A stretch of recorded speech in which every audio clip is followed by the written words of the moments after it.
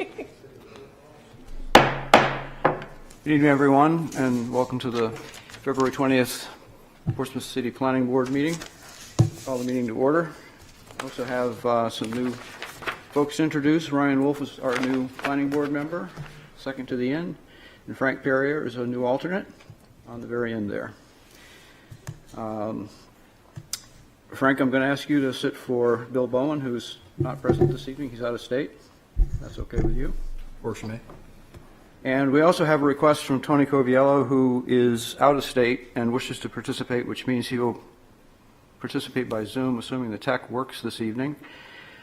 Now, to do this according to our rules, which is section E, number 1, the necessity factor is met because he's out of state, but there has to be a vote of the board, a majority vote of the board, to allow him to participate. Participation by Zoom means that any votes taken will be roll call, and he will be on the screen. He has to let us know who's with him. I understand there's nobody with him. That's why he wants to join in our meeting this evening.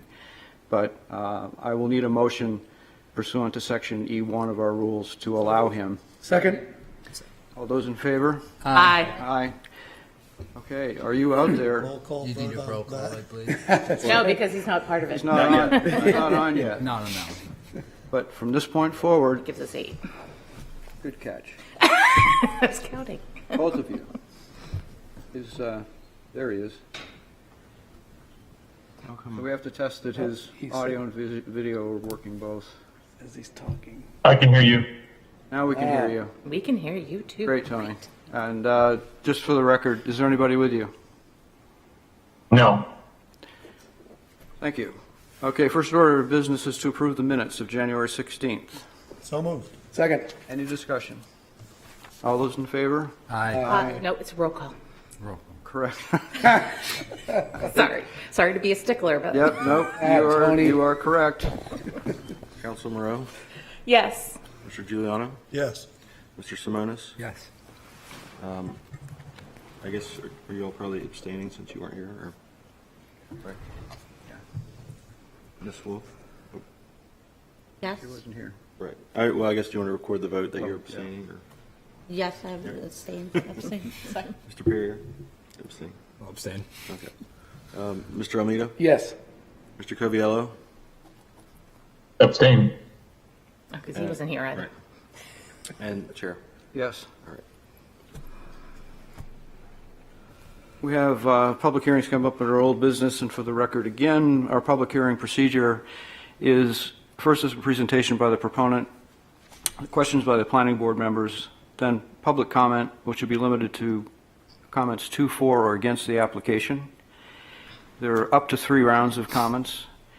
The first round is a maximum of 3 minutes, which you speak at the podium, and you'll see the red, yellow, and green lights. With green lights on, you keep going. The yellow light comes on, that's your warning. The red light means you have to stop. The first 3 minutes is just speaking. The second round, if we need it, is 5 minutes in which you're allowed to make a presentation. And the final round, if it's needed again, is up to 5 minutes, no presentations. Then the public hearing is closed and the board deliberates. So the first matter, and the only matter under old business, request of 635 Sagamore Development LLC as owner for property located at 635 Sagamore Avenue, requesting site plan review approval for the demolition of the existing structures and construction of 4 single-family dwellings with associated site improvements. This property is on Assessor's Map 222, Lot 19, and lies in the single residence SRA district. Who is here to present this application? Thank you, Mr. Chairman, members of the board. I'm Tim Phoenix from Hopeful Phoenix, Gormley & Roberts here in Portsmouth.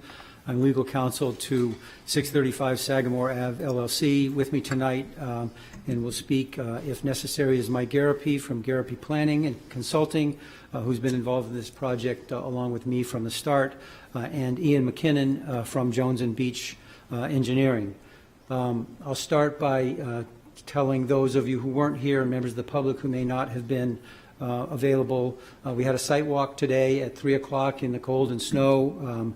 I think it was well to do. It was a good thing to do because it allowed the board members who were there and members of the public to see the sightline issues, to see where the driveway was going to go vis-a-vis the existing buildings, where the front and the back of the homes were going to be, how drainage was going to be dealt with, and the detention pond. Lasted a little less than an hour, but I thought it was very helpful. To that end, one of the things that we presented to the board members who were there today was a plan packet of several pages, which is an update of the site distance issue. Eric Eby, I believe it was yesterday, maybe the day before, provided to Jones and Beach some updated information about proposed changes to the site distance requirements. Today he explained that they basically make the site stopping distance less than it has been traditionally. I don't know, I heard the chair say today, I'm not sure they've been adopted here in Portsmouth or New Hampshire yet, but they are expected, and they are, according to Eric today, in place in other states. I handed out a packet that showed the existing site distance, which we are very close to but didn't quite meet, plus the new. Mr. Chairman, if I may approach so I can just hand out so that all the members have what I handed out today. Yes.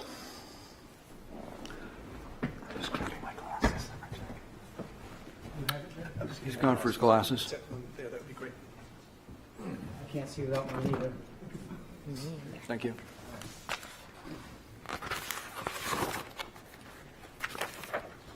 Thanks. While you're handing that out, I will continue. I'll get back to that in a moment. As you know from this being before you previously, and from those of you who are on the sidewalk, 635 Sagamore Avenue is about just under 55,000 square feet with 160 feet of frontage on the lot, and operating in the past or today is a front building where there was an auto reconditioning business, and the owners lived upstairs. Then there's a rear building with garage doors where there's an automobile repair and/or, I'm not sure if it's just auto repair and/or painting. Those of you who are there today saw that business in action. I used to use Bill for reconditioning my car, and if you've ever used it or been there before today, the whole 160 feet of frontage from the southern end and going up the hill towards the crest of the hill on Sagamore was wide open. You could enter it and exit it at any place along that.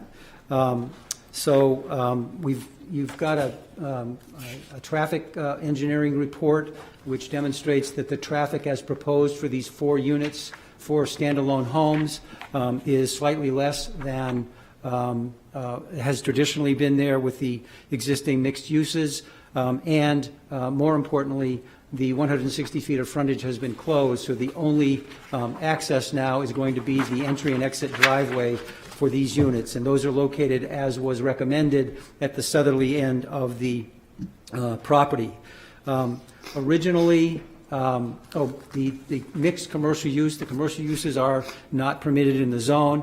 I think we had also all agree that the site is not in the best condition physically and aesthetically. The proposal we have is going to remove those buildings and make it much more aesthetically pleasing and be full residential use.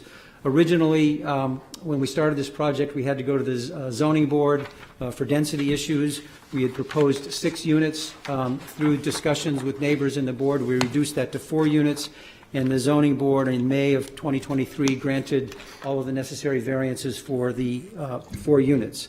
Then in early-ish 2024, we proceeded with the planning board application, which led us immediately to the technical advisory committee.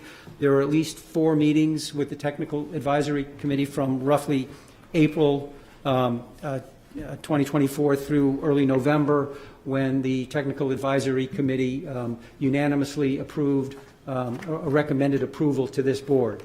And I don't think it can be overstated the importance of that both it's unanimous and the TAC is comprised of people who are experts in their fields, such as planning members, fire department members, Eric Eby, traffic, sometimes police, et cetera. So we have staff people whose job it is to undertake certain functions within this town that sit on the TAC committee to provide their expertise, and through that process, which was over roughly 6 months, we received unanimous approval, recommendation for approval. Some issues, I was not at the last planning board hearing, but a number of issues arose, one of which I'll let Ian or others answer some of the technical questions if you like, but drainage was raised. Eric Weinrib of Altus Engineering has reviewed the drainage. I attached I believe I attached his decision or his opinion to my memorandum that I submitted to you folks on February 13th. His opinion is also referenced in the planning staff report that was issued about a week ago, and he has approved the project. There are a couple of minor housekeeping issues. The other issue one of the other issues that was addressed was site distances. As I mentioned, the TAC approved it. As the situation was originally proposed, the site distance did not quite meet the recommended amount. The original recommended requirement was 244 feet. This is looking up the hill, up Sagamore towards the top of the hill. We had originally 228 feet, which is 93.4% of the requirement. I've cited a section of the ordinance that says where you don't have quite the required amounts, you're supposed to reduce the frontage to a single entry and exit, which we have done, so we think we comply. But more importantly, this new plan, which is the second page of the little stapled set that I gave you, shows Jones and Beach's calculations of the site stopping site distances. Behind that is information, the AASHTO SSD model that I believe Eric Eby provided, which is the basis for those calculations, and summarized the new proposed stopping distance, which Eric said today was based on primarily that cars are taller nowadays, they're bigger. Technology means that cars stop faster than they would before, so the stopping site distance recommendations have been reduced to, according to this second page of the plan set I just gave you, is 190 feet is required, and we've got now, because of the height slight height increase from I think 3 feet to a little more than 3 feet, we have 230 feet proposed. There was also discussion today about the speed limit. I had proposed in my letter of a week or so ago, 10 days ago, that one of the things that could be done was reduce the speed limit. Today I heard it's 30 miles an hour is the speed limit, but the if you will, calculated speed on average, I guess, is 33 miles an hour. In an effort, in addition to increased site distance issues that we now comply with, we've got signage. We've got 2 illuminated signs regarding your speed and warning that's going to go up. And we would suggest that another effort could be to reduce the speed in that area anyway, to say 25 miles an hour. I believe we should be entitled to rely upon people following the law, but we think also that these changes are going to help not only the entry and exit to this property, but also other neighbors in the area who live on the downside of that hill. In conclusion, we believe we've addressed the primary issues this board raised last time, which would be the site distance, the drainage, and any other questions were addressed and approved by tax recommendation. And then finally, the staff report, which was issued, summarizes essentially the same history I've given you. And as I interpret it, I mean, Peter's here, he can speak for himself, but as I read it, the recommendation is for approval. That's all I have. If you have questions for me, I'll try to answer them. If there are technical questions, I'll have to have my co-members address them. Questions of Attorney Phoenix?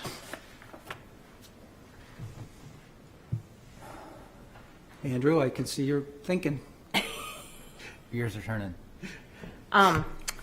This wasn't addressed today. I know we brought this up last time, but if one of these 4 homes has a gathering, even a holiday gathering, a birthday party, there's really not enough parking for several people to come, and there really shouldn't be. The street's not wide enough for anyone to park on Sagamore, and we don't want that. So how are we going to accommodate on this site additional people showing up to visit someone for parking for a gathering? I think it's a fair question. However, we meet the parking requirement of the city of Portsmouth, and I think that's all we're required to do. That is, Sagamore is a tough road. People go up and down there. There's a lot of cars, and they're going at reasonable speed, even at 30 miles an hour. But everyone who lives on there, other than maybe the apartments and the condos, have the same issue. If somebody has gatherings, they're going to have to, if they fill their property, they're going to have their people park in the garage or somewhere down here on Parrott Avenue and shuttle people up. It is my opinion that the owners, since the requirements of the city of Portsmouth parking are met, that we should not have to figure out how much additional parking. Additionally, I think that's an impossible thing to do because you don't know if somebody's going to have one person visiting or 50.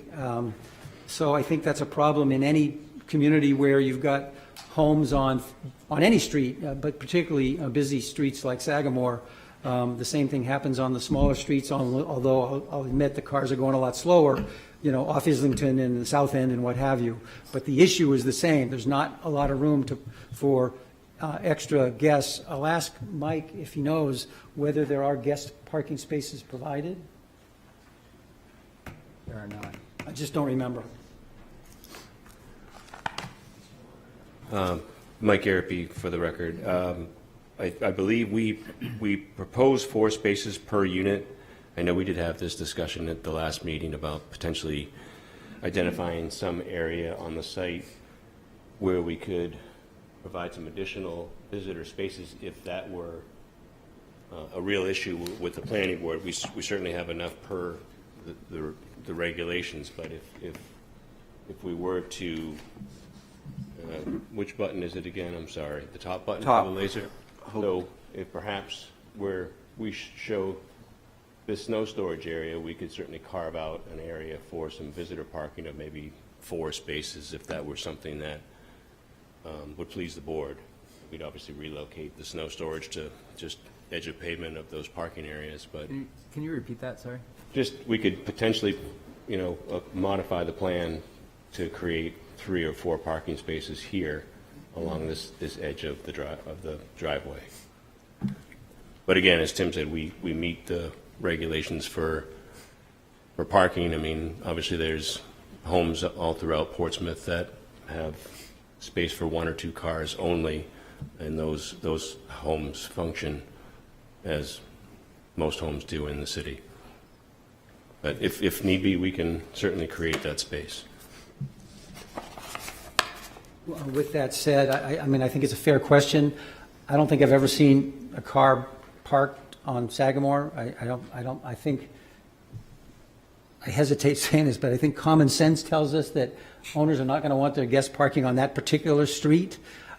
Not that everybody uses common sense all the time, but I think I just don't see it as being, while I think it's a fair question, I think it's not likely to happen that we're going to have cars parking on Sagamore. Andrew?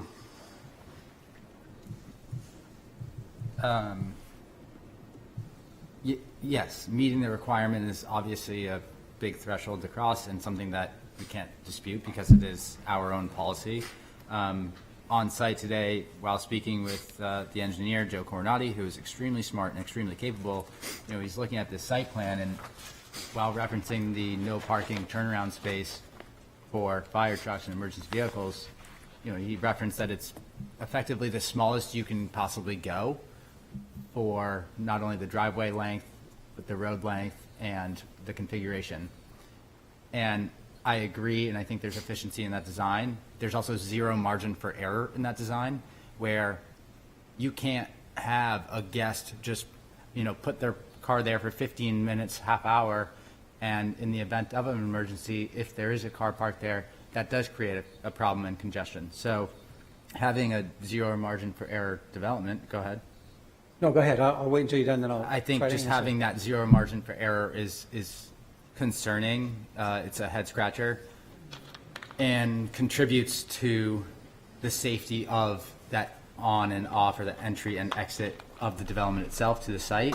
And while I acknowledge that Sagamore and this part of Sagamore has not only pre-existing driveways, but increasingly more driveways by recently permitted developments. I also don't like further perpetuating issues that don't need to be. And so you are 93% or whatever that percentile is for the sightline distance, and I get it. But as I mentioned today at the sidewalk, it is absolutely my concern as a pedestrian, as a cyclist, every day on that road, that I don't want to create congestion or risk associated to that for people that are not driving a car. And I firmly believe that. Fair point, and you did make that today. I was standing right next to you when you did. I would again point out that we have, I just confirmed it, that's what I asked Mike while you were talking, forgive me. We have 4 spaces per unit. We need less than 2, so we have a margin for error for parking. We also have the top button, yeah, so is that the area you were talking about, Andrew? Yes. Yeah, so that's both for overflow parking, that's also would help with emergency vehicle turnaround and the like. I don't believe it's for, I don't believe it's There's for. no parking signs It's a there. no parking sign. There Yeah. are no parking signs, or there are no parking signs? There are signs that say no parking there. Yeah, the roadway itself is signed for no parking, but if, and as I think we've said, we have, I think it's 1.6 spaces that were required per unit, and we have 4, and we're willing to try to, we know we can do at least 3, if not 4 additional visitor spaces along the edge of the roadway where we pointed to earlier, if that would, appease the board's, Mike, just a point of Concerns. clarification, are your 4 spaces 2 in the garage and 2 behind the garage? Is that how it's working? it's 2 in the garage and 2 in the driveway. Right behind the garage? Correct, right up against Stacked, the garage. stacked, Sure, okay. yeah, absolutely. Yeah. Yep. Tandem, yeah. Correct. Okay. Yep. I mean, and as would be typical for a typical residential single-family home. Right, just wanted to clarify that. But even without counting the garage spaces, or without counting the outside spaces, we have, more than the 1.6 per, if you were just to say 2. So I get it. I always tell folks we don't build a Walmart with parking for the Christmas holiday. We, build it for those typical Yeah. occasions, the normal use of a site. In this case, we'd be happy to provide a few additional parking spaces if that were the desire of the board. Thank you, Mike. Yes, Paul? And then to further address Andrew's comment or question, I would point out that we'd like you to consider, what's gone on there for the past, decades. Completely open curb cut for 160 feet or so. People coming and going anywhere they want off of that. More traffic. It's not a whole lot, but the in and out count from existing conditions is greater than what we're proposing, and you'll have owners there that know that there's no parking on the street, and if they're going to have more guests than would allow, they're going to have to do what anyone would do, which is find parking.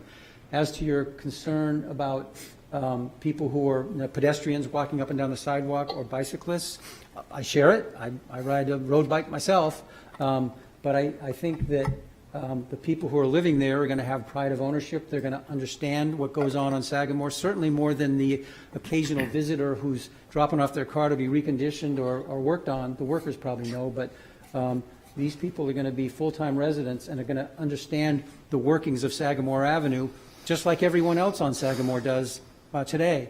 That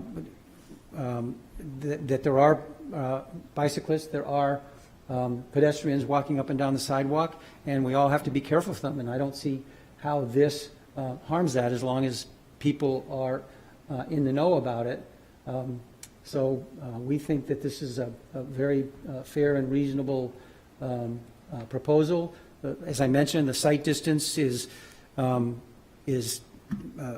almost 94% of what's required and meets the newly to-be adopted standards. You can, because of the new standards, because the seating height, therefore the eye distance is higher, the distance to the crown of the hill that you can see is further. It's a little further back. That's my layperson's interpretation of why that's the case. I'm going to have more to say on that in a minute because Paul's next, but I have to clarify. I think it was inadvertent, but you said the new AASHTO standards. These are not AASHTO The standards. new proposed AASHTO standards. It's not even proposed AASHTO standard. It's a proposed standard that AASHTO may adopt. Okay.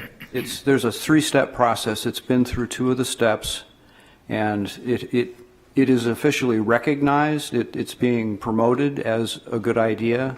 It has not been adopted yet by AASHTO, which is what is in our regulations. Okay, thank you. So just as a matter of No, clarification. fair enough. I misspoke, and I didn't intend to. It's not your wheelhouse, I understand, so. That's fine, thank you. Paul. Will these properties have an association with covenants and restrictions? Uh, I'll let my cohort answer that. I think the quick answer is yes. I mean, in most part, just for maintenance of the common infrastructure, the roadway, the drainage, some common landscaping, but So it could be written into those declarations that there's not to be any RV storage or boat storage or things like that. It could limit absolutely. properties to, no more than 2 vehicles per household, leaving, 2 extra spaces in the driveway for guests or, contractors or whoever's coming. That could all be written into those. I mean, anything can be written into the covenants. I don't know if we want to get that restrictive or detailed about who can park where, but we know we have adequate space for parking for the typical everyday use of those single-family homes. So, but we could, we certainly can add language in the covenants about no parking on the street, and, no, RV storage or boat storage in yards and what have you, or in driveways. We can certainly get into whatever details we deem appropriate. I think that would be the best way to approach it. You've got 4 spaces per dwelling, and you just want some, common agreement that people aren't going to bring in, I've got an RV, you've got an RV, I got a boat, which is certainly, to be expected in that area with And we parked the RV river right there. We parked the RV at Tim's house. I'll drive away in it. Let me just address that. Missed it now. Those kind of things are pretty standard. Most HOAs prohibit parking of, RVs, disabled vehicles, boats, recreational vehicles, et cetera, outside. They have to, if they're going to be on site, they have to be garaged typically because if you have one, you love it, but if you don't have one, you don't like looking at it. So that could be added, that could be included in, it would normally be included in HOA documents. And to buttress the parking situation, we could also add, specific language that says if, once all the parking spaces for all of the units are taken, that the owners are required to find adequate off and permitted off-site parking. So it would be in writing specifically, as opposed to just telling them and having no parking signs on the street. Tony Coviello has some questions from Zoom. Yeah, if it's okay, I'm going to turn off my video. It's to help my internet speed. If that's allowed. That's allowed. All right. Okay, thank you. I'm wondering if you could describe the drainage system and the reporting requirements for the drainage system. That was brought up the last meeting on this property, and there seemed to be some significant reporting requirements. And so I'm wondering if you could just, for the benefit of the new members of the board and a refresher for the existing members, describe the drainage system and the reporting requirements for it. Yes, thank you, Tony. Good question. I'm going to let Ian McKinnon from Jones and Beach address that. Ian McKinnon, Jones & Beach Engineers. Happy to kind of give an overview again. First, I believe some of the initial comments were some comments to do with the O&M manual. There's some housekeeping items that were addressed, I think, in some staff comments, some clarifications about the maintenance requirements or inspection of some of the sand filters. So we do intend to make some updates relative to some of the testing requirements that we don't feel are needed But the specifically, I think the one that you're referencing to is that the state has certain requirements that after certain rainfall events that there needs to be an inspection. That could be weekly, and we get some of these storm cycles that's weekly or monthly, depending on frequency of rain and amount. But I believe city staff had recommended just looking at a minimum of a quarterly inspection for those items. There's still a requirement to do yearly inspections that require reporting, but I think the idea there was not to put as much of a frequent burden on kind of that putting eyes on the systems, because there's always that, if you follow the state BMP manuals, there's generally a requirement that might require more frequent observing of the features, just to look right, see if there is anything noticeable that needs to be cleaned up, and if so, it would be taken care of, but not necessarily hiring a third party to do formal inspections in that frequency. So we're happy to, again, I believe that was one of the staff comments as part of kind of final plans would be changing that recommended intermediate inspection to quarterly, which I think we're fine with. And then Is that a normal procedure? Was this a design choice to go with a system that requires these periodic inspections? Is there another procedure or design technique that wouldn't require such an effort? the frequency, so whether it's monthly or after, a lot of times if you follow the state BMP manuals, it's a lot of it's based off of storm size, and there's usually a depth trigger. That doesn't really change across whether it's a catch basin, a bioretention pond, or a larger gravel wetland. So the type of system, if it's a constructed stormwater system, doesn't necessarily change that frequency. The state just has those minimum requirements to put eyes on it. So in this case, we do have a bioretention pond. That wouldn't have a different frequency requirement than, say, a gravel wetland that provides a different type of treatment. They both provide treatment to stormwater, but sometimes one works better oftentimes based on the site characteristics. So no, yeah, go ahead. Sorry. So every residential development that we've approved in the last couple of years has these requirements of quarterly inspections? No, they're typically annual. Yeah, so there's But yeah, we treat the annual, and that's certainly something we can check. The intent with the O&M is that there's a yearly requirement for annual inspections where generally it's this is usually something that's put into those HOA documents so that everybody knows what their HOA fees are going to. Is they have to do a third party, whether it's, say, our firm or any qualified individual can do an inspection, create an inspection report, and that gets filed with the city on an annual basis. So I don't think the quarterly is where you're generating reports. It's more so it's inspecting catch basins, inspecting the physical pond itself. But it would still just be an annual physical report that's created by a third party and submitted to the city. So that reporting requirement is the same. It's kind of the intermediate inspections, I believe, that they're recommending the change in frequency. Could you describe how the system works and what happens if it's, say you get large storm events and it needs maintenance that happens to fall right after you've already been there for a quarterly check? Sure. And what might happen if that wasn't picked up? In that scenario. In that scenario, Sure. What happens, especially downstream of that? Sure. So to kind of get to that point, the system, really the stormwater system on this site is comprised of some catch basins and pipes that direct much of the impervious runoff from the driveways and the roadways to a bioretention pond, which on sheet C3, which we're looking at here, is that kind of center lower section, kind of the almond-shaped pond there. It's a bioretention pond. Many people, if it's planted with certain water-tolerant plants, a lot of times it'll then be referenced as a rain garden because it's actually maintained as a garden.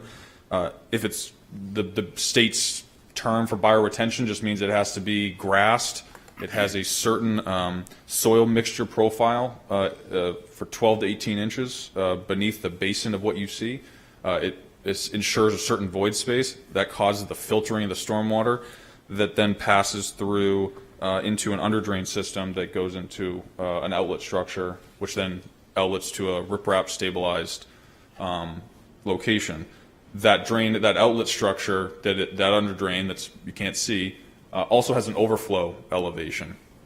The elevation of that overflow, the actual elevation it's placed at relative to the basin, kind of in combination with the size of the basin, is all designed per the state, has the BMP manuals have recommended or required volumes that must be treated. There's a certain requirement for freeboard. So in a 50-year or 100-year storm, there's a requirement to have a berm that is generally 1 foot higher than that expected maximum ponding height in the modeling scenario. Then there's always the component, and I see this on a regular basis, that there's these requirements that then we use the modeling software that we use is well known to have a factor of safety built into it, and generally our ponds are oversized slightly just because you're never going to hit that random number right on the money. And so with all of that, again, this is the kind of constructed feature that you see on the plan. We've reduced in our storm report, and also shown that we're slightly reducing our outflows from the site overall. And again, part of that is we're detaining and releasing the water slower than what's there today. Everything just flows off the site. So that bioretention really is the primary feature that people will see, or the HOA would certainly come up on the yearly inspection report that's submitted to the city. There are some what are called deep sand absorption areas. They're essentially considered sand filters that those are intended to really treat that roof runoff, gutter water that goes into those. Or we're also proposing that some of the foundation drains would grab those areas. I think there was a comment about there was a note in the O&M about lab testing, kind of the top material. I think we talked about that, and to be honest, I couldn't really find out where it came from some of the folks that put that together, but we don't believe it's necessary because it's, again, if I go back to the state BMP manual, there isn't a requirement to do that type of testing if this was a sand filter designed to meet the state spec. This use of it kind of in an open area isn't necessarily in line with what you might see a sand filter constructed in the state. A lot of times those are maybe contained within structural systems. But it's to encourage any sort of foundation drain runoff, to encourage the infiltration of that water. So I hope if there's anything I missed, let me know if you had any other follow-ups. Well, yes. I'm trying to understand. So the reporting requirements as they were documented were after a certain amount of storm events, which could have been very frequent. And it's your recommendation, the department's recommendation, to go down to quarterly. And what is the trigger? So I was trying to understand, like, why is this all of a sudden coming up? You know, we've approved a lot of housing in the city. Is it because you've chosen a bioretention that requires this quarterly inspection rather than just an annually? Or like, what is the trigger here? Why is this all of a sudden coming up on this particular parcel?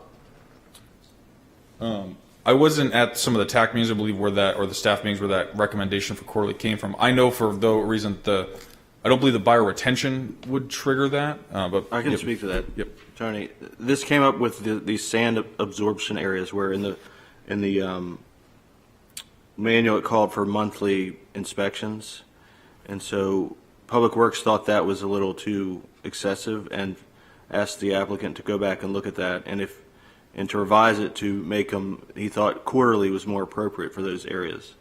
And those are just the two areas that take the foundation drains and have these sand absorption areas. So none of our other projects in the city are using this system?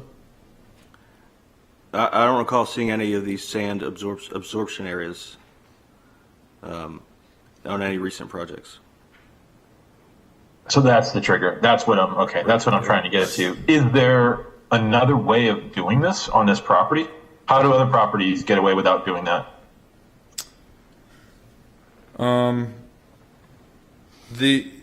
It's a modified, like I kind of said, it's a modified sand filter, which is an accepted BMP practice in the state.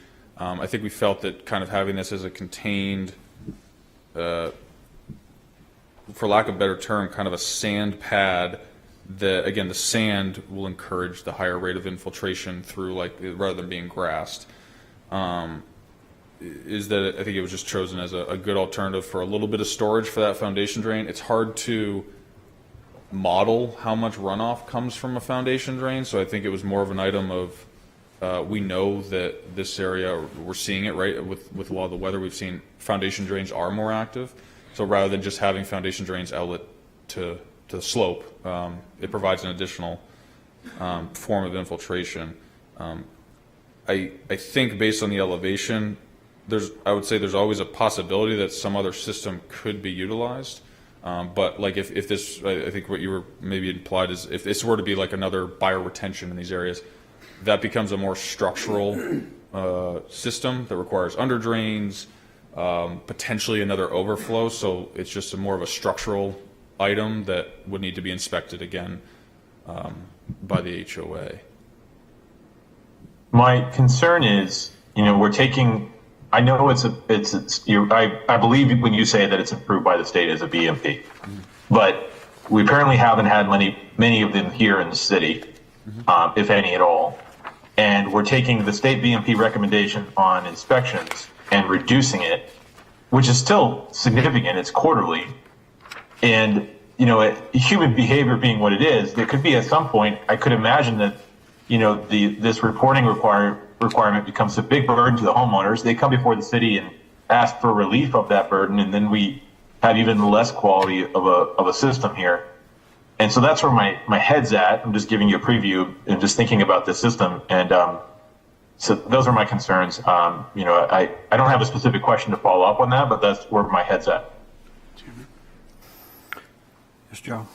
Could I ask Peter to once again state where that monthly suggested or required inspection came from? It was The monthly came from the O&M, the Operation and Maintenance Manual for the BMP. And in discussions at TAC, DPW thought that was excessive and that they should go back and look at that, and if it could be done quarterly, that's probably more appropriate. They weren't too concerned with the systems because they were just taking the drainage from the foundations and didn't Right. think it was going to be a lot of water, but if it were monthly, Microphone. if it were monthly, you'd be in a constant state of inspection. When you consider how long it takes to conduct it, do the report, you would be in a constant state of inspection. It does seem very excessive, but Well, it also speaks to the nature of the device being proposed that might need inspection. So I'm curious, it looks like it's only units 3 and 4 that have the sand filter. So it's actually the foundation drains from all 4 go to these. All 4 of them? Yeah. Okay. And I think I just want to make sure I reiterate the within the O&M manual, there's a general requirement that tool. The O&M manual is really a guide. When you go to do your annual inspection, it provides details on the type of systems that exist on the site, and then I think the sheet that we're talking about is kind of a table that we always include that. Based on the type of system, whether it's a culvert, a catch basin, all these different components that go into the stormwater system, whether they're conveying water or treating water, there's slightly different requirements for putting eyes on the system. And that could be the HOA president, whoever's entitled or in charge, right, and whoever takes that position. It's not that a report has to be generated. So we get into, in this case, if we follow the recommendation, there'd be a requirement that quarterly, someone, likely from the HOA, they don't really need to have the background. If they go and see, though, that there's a bunch of leaf litter, well, the easy thing is, okay, it triggers a maintenance event. Not necessarily a requirement to complete a report, file it with the city. There's still just the requirement for the annual inspection. That is a report that's generated, generally has to be required, stamped by a professional engineer or somebody that has been deemed qualified. So that quarterly is still just somebody looking to make sure it's not become a leaf repository, basically. So in the fall, that kind of thing, right? Any that's depressed, you're likely to get some leaves. So as part of the fall maintenance, you would expect that to be cleaned. So that's why the monthly was even somebody, with these, somebody could look out their window and say, hey, there's some leaves build up. We're fine with quarterly. That monthly, again, was more so putting eyes on the system just to say something doesn't look wrong. And again, it's a depressed area to encourage some extra infiltration of that foundation drain water, but not a requirement to pay to have a report completed by a third party, that type of thing. thank you. That's clear now. Okay, thank you. Is it a little bit maybe belt and suspenders because of the site having so much ledge and not much receiving soil, and just concerned about anything that might be coming out of the foundation drains to gather it so it doesn't go off-site? Is that? Yeah, that's definitely a part of it. So those systems have been knowing that there's ledge on the site.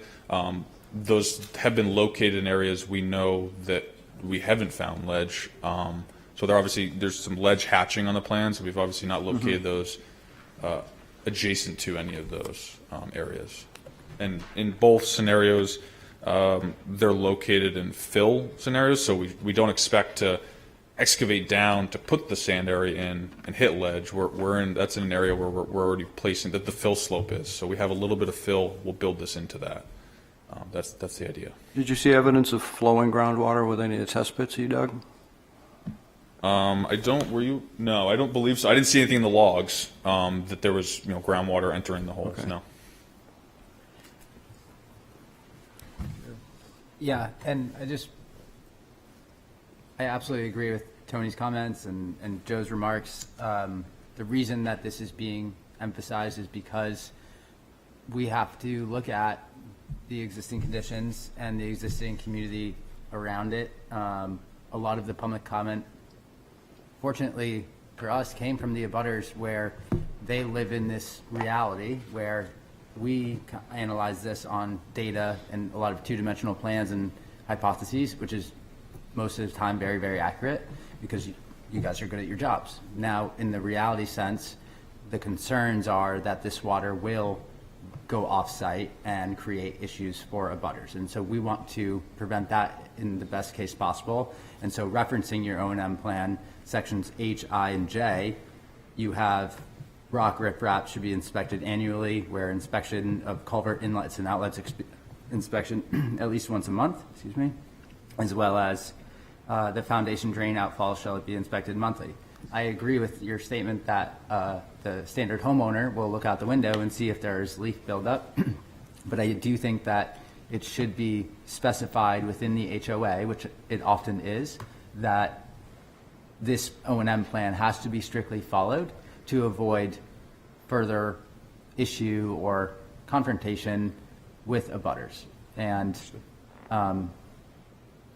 I also choose to believe that there's self-governance and self-policing to it. And if this drainage system is not sufficient and performing adequately, that the issues that may run off site, you'll hear about it and the homeowners will hear about it. So to avoid those issues, to quell concerns of neighbors, we want to make sure that this is directly accounted for. And that is where my, I think biggest hurdle is. And I think it's a valid hurdle and that you've done a nice job explaining it. The reason I wanted to have it explained in layman's terms is so that these abutters can really, really grasp how it will be addressed. And so that's my point. Yeah, thank you. Yeah, and I think the two folks that will be reviewing the HOA documents are sitting right here, so I think they hear it loud and clear. I have trust. And I think I don't believe it's necessarily shown on C3 because of the timing of the survey, but I believe in the staff report you might have seen that kind of in conjunction with this project, knowing that it was coming down the pipeline, with a potential approval of the project, the development is required to pay for a new catch basin that was put in just to the north down the slope prior to the entrance to the abutting community Tidewatch. So that's kind of another component that was put in, because I know there had been some stormwater concerns at that corner. But yes, I think we're certainly happy to re-emphasize within the HOA documents that the document exists and it will be the final version approved by staff. Paul, did you have? No, thank you. Andrew's question Okay. addressed mine. I've got some concerns about the driveway, and just stated plainly, it's a tough site. It requires a lot of engineering that you've done, and you throw enough engineering expertise at something, and you can make a lot of good things happen if everything comes together appropriately. I did express concern at the last meeting about the driveway coming down without a landing at Sagamore. Joe explained today that initially that had been discussed and perhaps even drawn at some point, and it didn't, I guess TAC didn't like it for elevations of underground utilities that would have to be beneath it and the proximity of ledge underneath. I get that, but I remain concerned about the fact that you don't have a landing. You've got the 8 to 6% grade coming in right at the edge of the road. It is north facing, And based on our existing regulations and existing AASHTO guidelines, it doesn't conform with the site distance requirements. Now, there's some leeway for the planning board to consider things, and Attorney Phoenix did a good job explaining, I think, your position. I want to hear more. We've gotten some public comment, but one of the reasons for a public hearing is to get input from people, as was explained by some of my fellow members, people who live in this area, and what their experiences are actually being there on a daily basis. There's a difference in the type of traffic that this will develop versus the automobile plant that's been there, and its time of day difference. This is primarily a residential neighborhood, and you're proposing a residential project. So the vehicles coming in and out of this property will be essentially competing, if you will, with existing traffic from this neighborhood. So the idea of having conflicts or not conflicts in comparing with the past use, it's a valid comparison. We need to consider that, but we also need to consider the change in the time of day change. It's a public safety issue, and that's something that as a planning board member and an engineer concerns me a lot, and I'm sure it concerns you as well. Public safety is like one of our top concerns. The idea of warning signs leading up to the crest of the hill are good ideas, but that's also an admission that there's a problem, and you're trying to avoid a problem. That may be enough. I don't know. Like I said, I want to hear what other people think, but to be clear, and I said this before, but I want this absolutely clear, the revisions that you based your revised calculations on are a new method that may be adopted. It's not adopted yet. Understood. It's not referenced in our regulations. It is one approach. One of the quick things looking at it today, there's two categories, urban and rural. And you chose urban, which I get, it's in the city of Portsmouth, but that particular location in Sagamore, whether that qualifies as an urban street or more of a rural street, I think is a question. I'd need to do more research in the document itself to see how they base that, because that results in a completely different calculation, as you know, if you did it or if you looked at it. So I'm concerned. Council Moreau's question about parking, I get your point. You satisfied the requirement for parking, but if anybody parked near Sagamore on the edge of this road, further limiting sight distance, that would be a really, the imaginable horrible kind of situation. And to Attorney Phoenix's point about common sense, that would be a silly thing to do, but people do silly things when they're going to events, and I'll just be there for a minute. I'll be right back. Understood, yeah. So, again, I want to hear what other board members might have to say about this, but also what the members of the public will have to say, because that's part of our role tonight, is to hear from the public and Sure. their input. But I see one of my fellow members has her hand up. So kind of on that point, a school bus, is a school bus stopping at the end of that road? Because you're saying it's 4 family homes. That's not close enough to any of the schools that they would be walking. So you're talking about a school bus, which children would go down to meet. So I guess when, you talk about kind of that being a dangerous spot as someone who works with children, they'll just run out. And I've seen many times cars just go around school buses. So if you're trying to have a school bus stop near there, which you would probably need if you've got 4 families moving in, average family has 2 kids, that's 8 kids.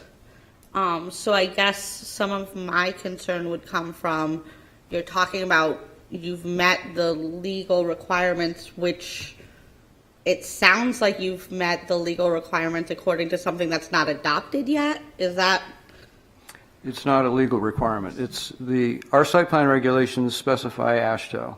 Okay. And it does not conform with existing AASHTO regulations. Okay. We have the ability to approve a driveway that does not fully conform based on the evidence presented, both from the applicant and the public and our own opinion. It has to be based on objective criteria. We can't just say, I don't like it because I don't like it, or I love it because I love it. There's supposed to be a reason. Okay. That helps. Okay. So I guess I'm a little concerned about the fact that your calculations are based on something that's not yet approved. Yeah, I can And kinda- he pointed out, is that an urban road? Is that a rural road? What are the standards? So I guess that's some of what I'm concerned about. Yeah, so I believe, as the chairman stated, so the current submitted document before you does show, again, based off the current AASHTO standards, we're at the 93.4% in terms of required stopping sight distance up the hill. The city's traffic engineer had passed on some information to us, again, from the possible guidelines, and understood that sometimes takes some time to, we work on IBC building codes that are 10 years old sometimes. It takes time to adopt, but it was passed on to us to look at, and so that's one of the reasons we provided it, to say, hey, this may be adopted or formally adopted by AASHTO, which then makes it adopted by the city, because you adopt what AASHTO adopts. So we provided that really to show, assuming that maybe it did at some point it would comply with what potentially is expected to be a future guideline, which has been stated has kind of worked through a process and or still has to work through the process entirely. But the school bus, I mean, you're correct. We certainly, they would stop at the end of this on Sagamore, and it would be similar to some of the other adjacent homes on this stretch. I think they would just stop. So I think there's an existing issue for stopping sight distance for some of these adjacent homes as well. I think we're just showing that we're trying to meet it to that 93% threshold. But yeah, we certainly would be not having the school bus come onto the road if that was any of the concern.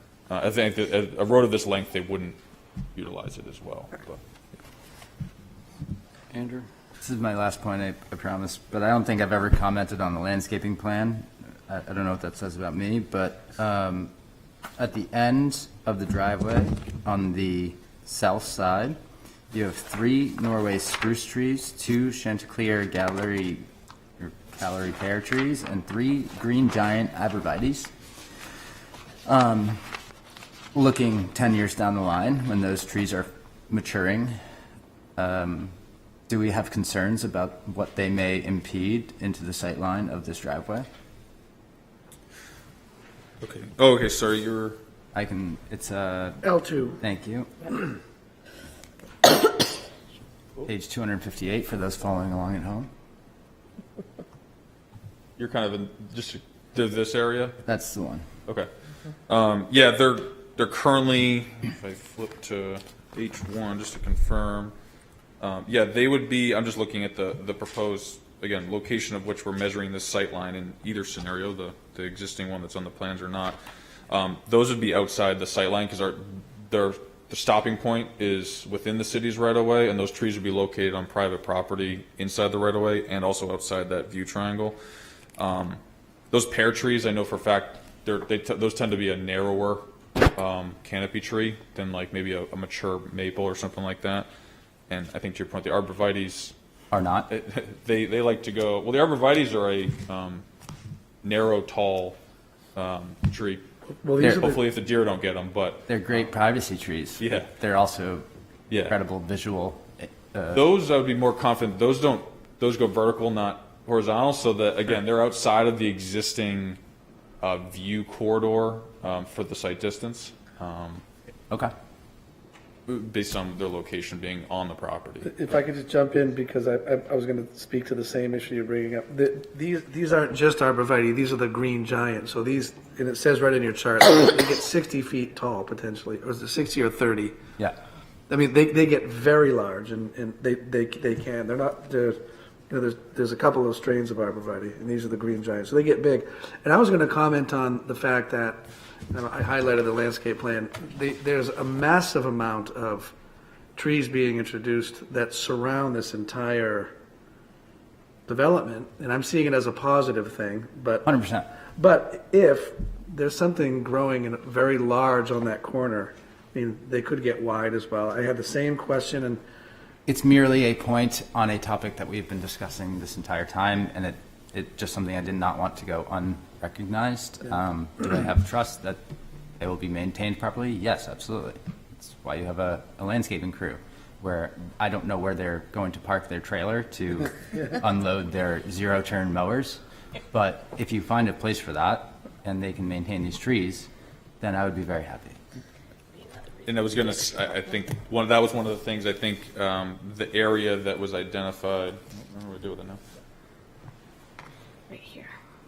This kind of area that I think was identified, funny enough, I still have the original set that I was here in December, and I had hatched this area because I know with that comment, I was kind of looking at some of that area of, I would envision it being essentially an oversized shoulder, maybe not necessarily parking, but it would be sized appropriately to be able to have, my guess is at least we can get 3 vehicles there, which would be more than sufficient for a truck with a landscape trailer, even the big ones. So my hope is that not only would that, I know it was discussed previously, solve some of the potential concern for guest parking, but also on your landscape day, that's also where they show up and can park outside the roadway for that contractor, or any contractor that shows up to the site. So, and again, that would only increase the parking availability on the lot above and beyond. Yes. I'm hearing a lot of reasons to do that, and the applicant offered it up as a way to address these issues. If we can formalize that. MD, Say it again. MD. MD. Sorry, what do you mean? The applicant's offering to do, Those 4 additional spaces for relief for a number of things. Yeah, I'd like to give it a range. I think we can confidently get 3. Yeah. I didn't have it's half scale, but I confidently think we can find at least 3 vehicle spaces. Sure. Again, from a landscape trailer perspective, that Yeah. will suffice. It's but 3 cars worth, I think, is what we can confidently locate on the plan. And again, that would just be a widening. And it's also important, and that wouldn't put us out of compliance with open space requirements. We exceed those open space requirements. And an area of that small pavement would still be contributed to the bioretention system. And I'd be pretty confident an area that small would generate a very small extra need in that pond. And like I said, we tend to have a little factor of safety in our designs as well, that I'm pretty confident we'd already be able to address that as extra pavement with the existing design. Great. And just one more thing, Board Member Wolf has a good point about the bus. Perhaps is it standard that those discussions are had with the schools? And I'd also be curious when we get public comment, what does Tide Watch do does the bus go down the street? Does it, what the bus does there can be controlled. Where it stops can be controlled very specifically. So if we have to do that, I like the idea of making sure that that's correct. and just because I want to mention it while the applicant has plenty of opportunity to interact with us, the 93% conformance with let me just explain what stopping sight distance is, unless you want to explain it. Do you? No, I think you honestly do a more eloquent job of explaining it than I do. So if a driver's coming over the hill and they see something, they have to see it, they have to react to it, and then they have to stop the vehicle if there's a car, say, stop wanting to turn left into this driveway. So there's perception, reaction, and then the braking of the vehicle that you mentioned, and I think Attorney Phoenix may have mentioned as well. And there's a design value of 2.5 seconds that's used typically for that reaction period. Now, there's another factor that is also floating out there in the literature, and that's the aging population. I have yet to see papers correlating the two, and whether the stopping sight distance reaction time should be increased because of the aging population that is definitely a factor in the United States, and it is a factor in New Hampshire. That goes against the idea of reducing things. The other thing that happens with a stopping sight distance, there are variables and there's factors of safety, and basically you come up with a range of values, and then you settle on a design recommendation, which is what the AASHTO recommendation is, and that's the one that you don't meet. By saying you meet it by 93% means that car got hit, because if you can't stop, you hit what you're trying to stop before you got there. So it's not like 93% conformance with some things. This is a real motor vehicle collision possibility event that we're talking about here. I'm not saying this is absolute. I'm still waiting to hear more from you and more from the public, as I said, and I honestly mean that. But it's a tough call for me so far, because it's, we went out there, I looked at it, I drove past it, I drove back by. I actually happened to be behind a school bus, coincidentally, on the way by the first time. So it's not an easy area. Yep. Yeah, and it's funny enough, I was at a seminar just today for Engineers Week, so any of the engineers, funny enough, it was a presentation on crash reconstruction, and that 2.5 number is kind of the industry adopted. There's a difference between nighttime and daytime. So the 2.5 is assumed to be the nighttime, right? So where perception is slightly delayed. The 1.5 is oftentimes a measurement used during daytime, especially from in the reconstruction world. Oddly enough, and this is coming from an expert who works in the crash lab, does all of New England, is that there's research from, I think it's called the Drivers Research Institute, which is put on, there's a professor, I believe out of the Midwest, that works on it. And he looked at the data, and it's actually less than the 1.1, but to your point, I think one of the reasons those numbers are going down is a lot of the vehicle safety features, better technology, but to your point that not everybody's driving the newer vehicles. So that's why a lot of times that 1.5 or 2.5, and obviously the conservative approach here is there's a reason that 2.5 is built into the calculation. So I just I hear you from that perspective, like where those numbers come from. Yeah. But Joe. On that same topic, those percentages and those thresholds and that data, I mean, how do things like the signs that are being introduced affect those thresholds as well? I mean, I believe there's 2 signs being introduced on the hill on the other side of the crest. One is a radar in use sign, and the other is a suggested speed limit with blind drive also on it. Yep. Certainly those have a very real effect on those numbers in a positive way, or in an improvement way. In other words, that signs they work. They work. I'd say, there's not really a way to build them into Okay. a factor within the equation. Yeah. But I think it goes more to the practicality, I guess, assumption of it should, from the human factor, improve. But yes, you're right. One of them is the speed indication, and one's currently shown as the 25 mile per hour advisory. So it's that yellow advisory speed sign as the second one. So I think that was an item that came out of TAC is a potential improvement, but can't alter the numbers. The equation is what it is. Okay, Yeah. thank you. That's They do help for responsible drivers. Yes. The irresponsible driver, it's an advisory sign, but we don't design for the absolute worst case either, so. In the process, the official process of actually lowering the speed limit on the street, I'm going to ask Councilor Moreau. She probably, Would have to go to parking, traffic, and safety. okay. Okay. I think That's a state route. it's controlled by the city, I think, at that location. Paul?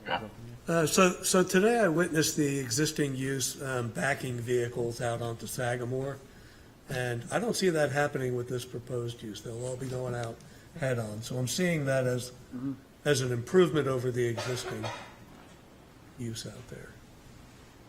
I think today was an aberrant day for traffic, so, and We no got to see it all happening. accidents happened, so that's a good thing. Anybody else before Attorney Phoenix speaks?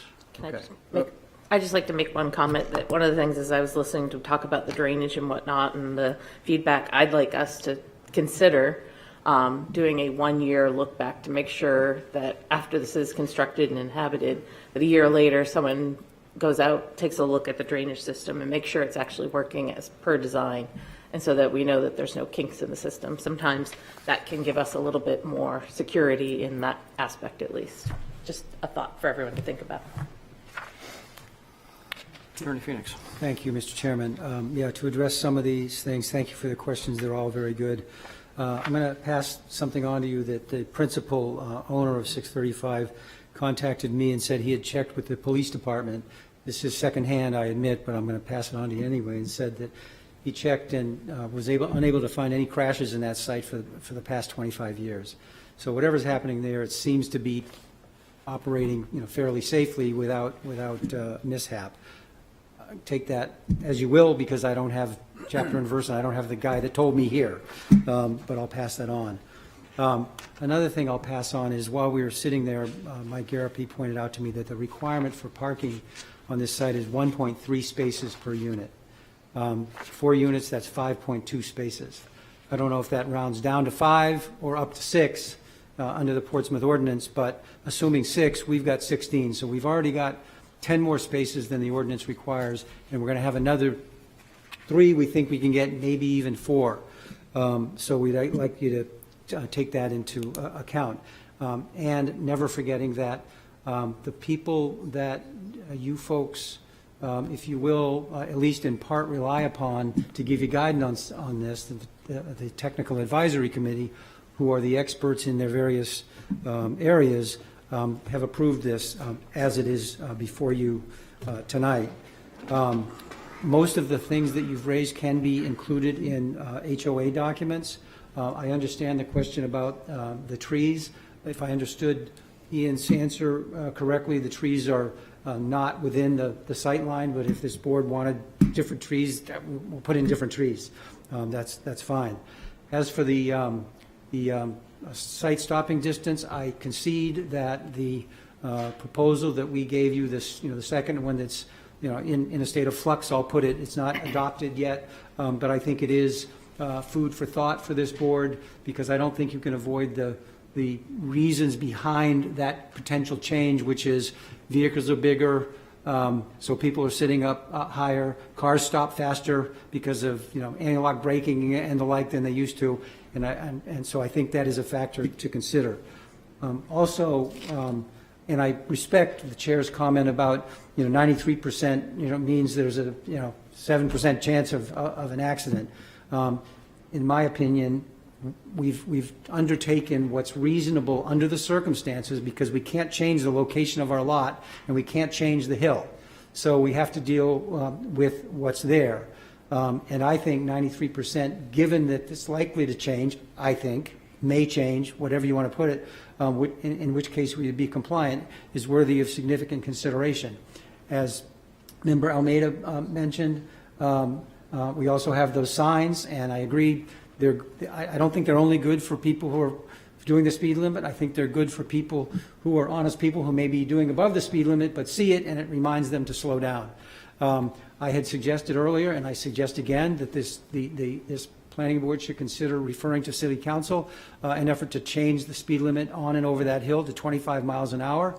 I think that would help as well. Some enforcement, for a week or two would probably help as well. I know it's a very busy area, but I also want to. This is in the document I submitted to you last week. It's under Site Review Regulation 3.3.2.1, and I think it's important to read it. It says, access ways and driveways shall, where practical, have an all-season safety sight distance according to AASHTO standards in both directions along the public street. Where only a lesser sight distance is obtainable, no more than one access way per single parcel shall be allowed.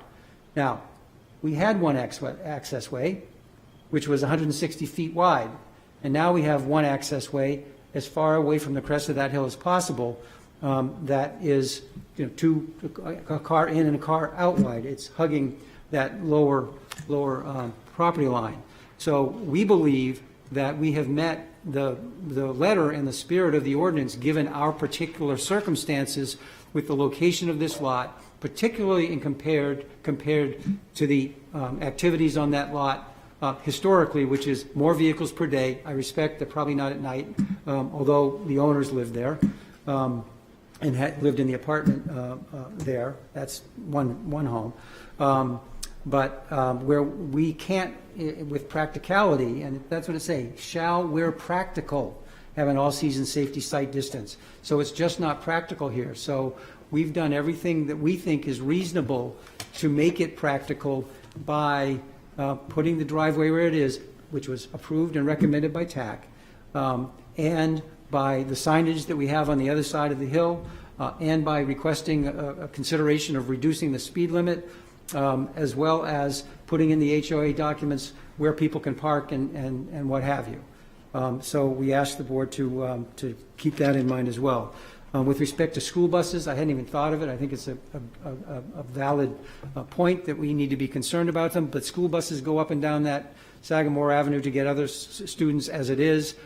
I rarely, personally, see cars violating a school bus which is stopping with its yellow and/or red lights flashing and the gate coming out to protect the children. I'm sure it happens from time to time, but I don't think it's a significant negative issue here because of the reason school buses are there and the reasons they have the flashing lights and the gate bar and what have you as it is. And what I personally see with school buses is you don't see a driver coming up and just slamming on the brakes and opening that thing. There's usually a few seconds, so they make sure looking forward and backward that people are stopping, and then they let the children out. Let's see. Again, I'm repeating, but, with respect to drainage, I would just again point out that the drainage was reviewed by the city's chosen peer review expert who approved it. I asked Mike, I don't think that he approved the frequency of review. But again, that came from your experts, recommenders, TAC, who thought that once a month was too much. So we accepted their recommendation, and that's what's before you. If this board thinks it should be more often or different, or maybe, owners do it once a month and, just check it out, and that can go in the HOA documents, that's fine. But we strongly feel that under the circumstances, compared to what's there today and compared to the history this has with TAC review, peer review and whatnot, that this project should be approved with conditions, but should be approved. Thank you. Did you have your hand up? I just wanted to confirm a couple of things that Attorney Phoenix said. Sure. I would be in support of the suggested 25-mile-an-hour change, not because of this project specifically, but because of the entire street and the conditions that exist right now. That recommendation would not be, in my opinion, a specific need because of this project. It's an existing condition that I'm sure all of the neighbors would. It's a good idea anyway. I do agree with Attorney Phoenix that there have not been accidents in the immediate area, and the condition was worse before, or as it exists now, or no, actually previously, because it was wide open. Cars could come in from multiple directions and leave, and I think the condition. I'm being convinced that the condition is improving. The fact that there have been no significant accident counts there for 25 years, and we're actually improving the condition by pulling the drive as far to the bottom of the site as possible, can only be interpreted as a positive thing as far as safety goes. The addition of the signs. So I just wanted to reinforce a couple of the comments that he made. I agree with them. I think they're accurate. One comment that came in by writing, I know the answer to this, I believe, but I'll give you guys a chance to clarify. You initially proposed the driveway further to the south, but I believe that was when you had the additional property. If you tried to go south on your property you control, it'd actually be a worse condition for sight distance. Is that correct? Okay. Yes. Okay. That was also stated in the ZBA. Well, you go higher. The other thing about in addition to sight distance with the driveway, and I've mentioned it, and you haven't really mentioned, is the landing. By having this north-facing driveway coming in basically at an angle to the edge of the road, you are risking slippage in the conditions like we had out there today. I understand why you did it, but it is an issue. So Thank you for raising that again, Mr. Chairman. I'll give you my layperson's response because I'm not the technical person, but my understanding is that was a TAC issue. fact, preferred to be left the way it is for, maybe for other reasons, drainage issues and what have you. In terms of, I'm aware that there are recommended, slopes and angles for streets and what have you, for runoff and what have you. I don't know if Ian has anything he wants to add about that, but my understanding is that what a little bit up the slope is going to get a little shallower, so the overall it's not a whole lot. I think it's 6 inches or something, 50 feet up or something. If what I heard today was correct, but that will lower slightly the overall decline as you're heading out. Beyond that, I don't have the technical ability to address your concern. I don't know if Ian does. Again, Ian McKinnon. Yeah, so the reason I might have stated this initially in December was that 6% was partially chosen to mimic a similar existing grade, which can be seen on the profile, the two kind of similar parallel lines between the existing dash grade and the proposed. And really it's, on that profile, which again is sheet P1 in the sets, based on some of the test bits that were done, we were able to generate an approximate ledge profile through the site. Don't take it as every foot. We did a probe. So the thought was there to, again, try and limit the potential interference between the sub-base excavation of that driveway with the ledge. And speaking with Mr. Garapi, I think essentially if a potential scenario, if we were to lower that initial 6% grade to say a 2 to 3% for that vehicle width, it is possible. Wouldn't bring us out of compliance. It would basically shift the 8% slope, and we would just chase grade a little bit further. In looking at the plans, we don't have anywhere that we are so tight that minor adjustment of less than 12 inches, in a certain particular profile would make, I think, a difference in, our slope grading or anything like that. So I think, generally I say 2%. Because that's kind of one of the standard, whether it's DOT or a lot of city standards for kind of a desired slope for that adjacent point. So I do think it's possible to go down to that 2 or 3%. Again, have no effect on our drainage would be unaffected, and we would just chase. We still wouldn't go exceed the 8% on the next section of the profile. You think It's possible. You think you would exceed the 8%, or you? No, we would not. We would, the 8% in theory would just shift up. Up. Yeah, I think if you can visualize that, if that 6% landing point is becoming a real heartache on this particular design, I think we can make the 2 to 3% work.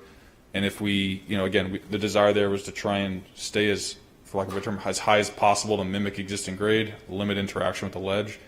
But if that's something the board really wants us to alter to, if we hit a little bit of ledge, I think we'll comply with that desire for, I say 2 to 3, but I think that's having the slope there. So Well, see what other people think, but for me, having a landing would make a difference because Okay. it's a combination of factors that I'm having trouble with, and that would eliminate one of them. okay, yeah, and I just want to reiterate just knowing that slope would have that change wouldn't have no effect on, again, stormwater treatment. We're talking a difference of, I think, about 6 inches there in that initial max. So, It's a car length, so. correct. Yeah. So 3 times 10. Yeah. So right about 6 inches, half a foot to 6 inches. Or you're doing the vertical difference. Okay. Yeah. Sorry. Vertical difference. Yep. I do look at it, and I don't think we wouldn't expect any changes to the stormwater design that you see here. Obviously, it's the same 2D view. It's the vertical that would change. Vertical. People understand what we're talking about? I do. Okay. All right. Thank you. Yep. That's all I have unless there are other questions. Any other questions of the applicant before we open the public hearing? Tony doesn't have Sorry to, that right? you kind of get into the weeds on that, but it's important stuff, I think. Okay, I'm going to open the public hearing. Is there anybody here or on Zoom who would like to speak to, for, or against this application? If you would, please just come up to the podium, give your name and address for the record.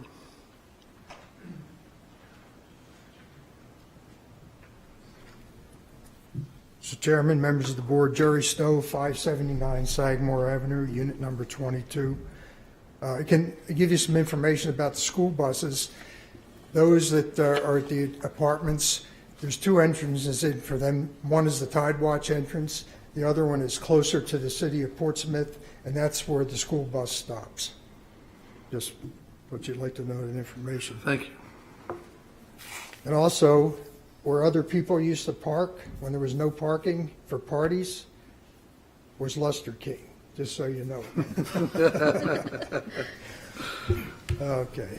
I'd like to go back to the beginning of this project, where the zoning board approved at the time 5 buildings where only 2 should have been permitted at maximum because it's a 1.9 acre project and the code required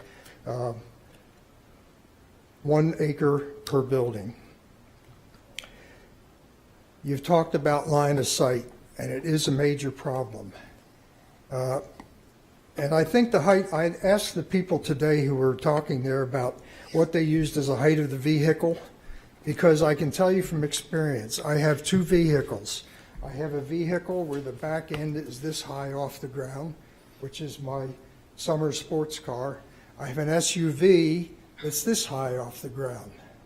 I rarely ever have anybody come up and almost hit me in the back of my SUV, but I can tell you, at least on this number of fingers, I've heard the squealing brakes and looked in the rearview mirror and saw the grill of a car or a truck.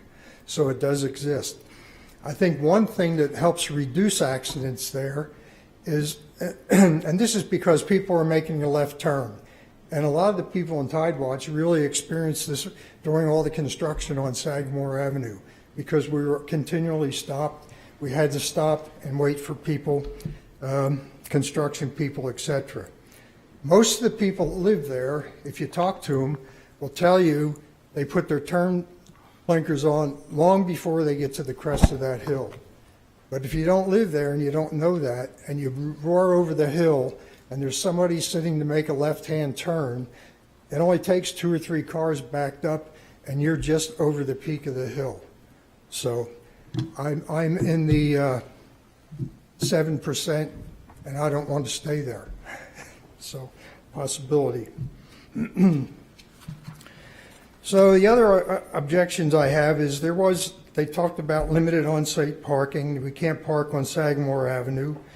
Water runoff has been a major issue.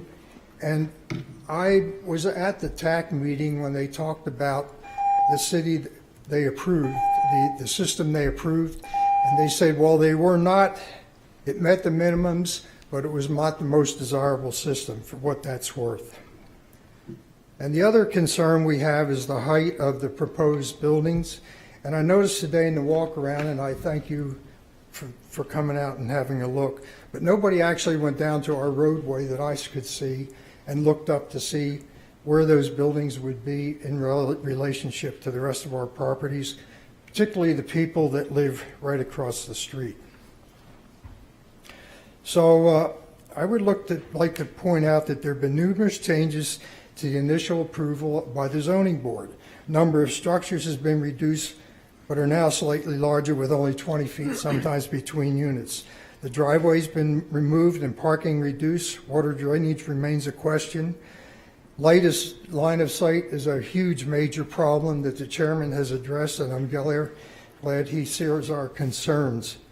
And based on those factors, I would like to recommend a couple things. Perhaps maybe it should be returned back to the zoning board to start this process again. It should be denied.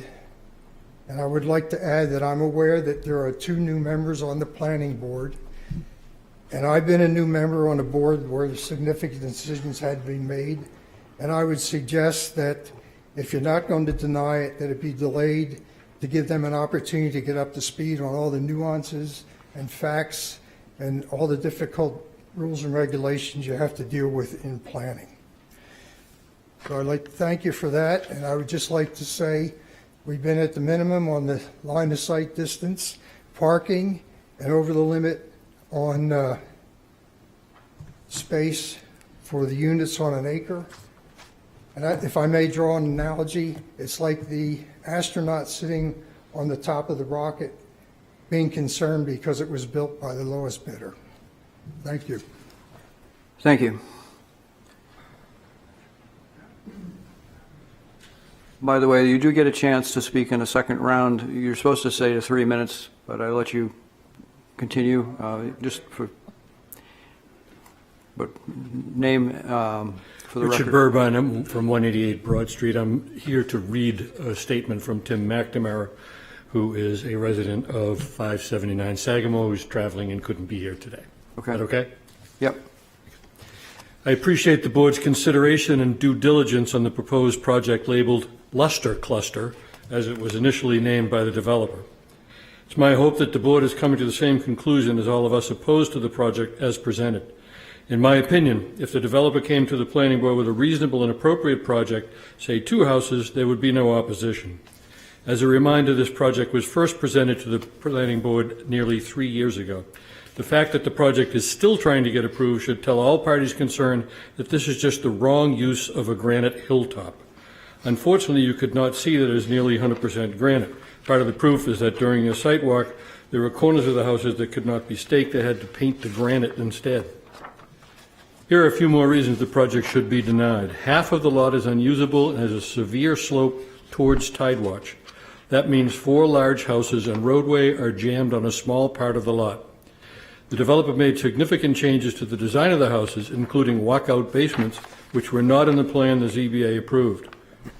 Safety is a major concern, as evidenced in the comments of many of you during the December meeting. Driveway grade, stopping line of sight, existing line of sight, both of which are inadequate according to the AASHTO regulations.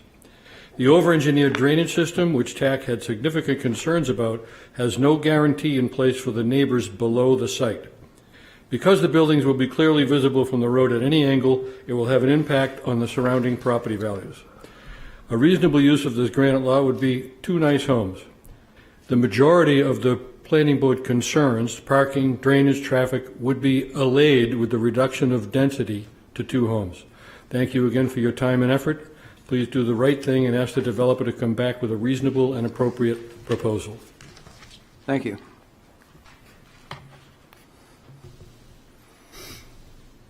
Is there anybody else here or on Zoom who wishes to speak to, for, or against this application? Go. On Zoom? Yeah. Ann Walsh. Hi, my name is Ann Walsh, 579 Sagamore Avenue, Tidewatch 7. I hope that you all have had a chance to review all the emails and letters opposing the current plans, because not all people are comfortable with public speaking, which is why you may not have as many people talking like me, but I'm stepping up. I urge you to reject the current plan and recommend 2 homes closer to the existing buildings. There are many concerns with this project, which is why it's been close to 3 years in the making and has incurred many, many changes. The opposition has remained strong for these years because the further we go through this process, more and more concerns arise, including the safety, the grades, etc. Unit 7 looks directly at the hill. And if you had come down at the hill and seen it today, you would notice that we can currently see the Luster King buildings. So we most certainly will see the 4 new homes, which will be further down the hill. Plus the proposed homes have changed and increased in height due to the walkout basements. So they will be looming that much more. The zoning board indicated that this development wouldn't even be seen by us when they approved it, which is clearly not true. The increased lights, noise, and other pollution will also impact our home, and we are unsure of how it would impact our fair market values. The drainage has always been a huge concern since the beginning. As another Tidewatch resident pointed out in December, we don't know of the prior and future leaching that could potentially drain down the hill towards us, especially after many of the trees will be removed. As pointed out in the December meeting, I became more concerned with the discussion about future chemicals used on the property, filtering into the fill soil, and eventually into the storm management. What would be in the runoff coming down the hill and into our community and wetlands, especially when the land is frozen over and there isn't anywhere to go but down? Tidewatch has had many costly issues with drainage over the years, and this proposal may add additional and costly future issues for our community. I also question the storm management design when the third-party reviewer had to get up in the December meeting just to let you know it wasn't his idea or design. Since the beginning, I've also been very worried about blasting. Our unit had to have videos taken before the blasting on Sagamore to document any possible damage. The Lester King property is closer and has significant granite that will need to be blasted. We are directly across the street. The fact that there are so many concerns about this project that have been taking so long to approve just may indicate how overzealous the plans may be. It's as if they're trying to use a shoehorn to cram in as many homes as possible, and it used to be 5. The number of the plan changes indicate it's just not fitting. I also ask you to consider a less dense proposal. This overcrowded project would certainly also impact our very active wildlife population. I mean, we just had 7 deer seen outside our back window. Skunk came up our front walk. We've had bobcats. It's just, so I just please respectfully ask you to reject this plan, and thank you for your consideration.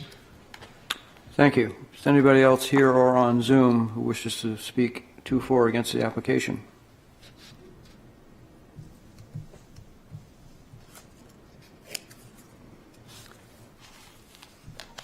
Anybody wish to speak in the second round? You have to speak in the first round to speak in the second round, so go ahead and speak in the first round. I'll be very quick, Mr. Chairman. I think we've already addressed virtually all of the comments and concerns of the neighbors. I just have 2 things to say. One is it has been a lengthy process, and that is in part because initially we worked with the Board of Directors of the Condominium Association, and through that made changes, and we tried to be responsive to what we considered the reasonable concerns established by the neighbors. And then we went into Planning Board, and that was a lengthy TAC process, so it got a very, very thorough review, and now we're a couple of months into you, so that's the reason for the timing of it. You folks probably know this, but for the public, I just want to mention that the Zoning Board of Adjustment issue is over. As I said, we started with 6 units, and through discussions with the Board of Directors of the Condo Association and then meetings with the ZBA, that was reduced to 4. That has been approved. 4 units are now permitted on this site. I'm not aware of a provision that allows the Planning Board to refer it back, and any possible appeal has long expired. So 4 units is now permitted, and we repeat, I won't say them all, but we repeat all of the comments we've made at both of the last meeting and this meeting, and urge for your support of this project. Thank you. Thank you. It's the end of the first round. Anybody wish to speak in the second round? If there's nobody here or on Zoom who wishes to speak, I'm going to close the public hearing. So raise your hand on Zoom. We had a reason I'm waiting, that we had an issue one time where somebody had a technical issue. Nobody's raising their hand. Nobody's standing up. I'm going to close the public hearing. Board discussion.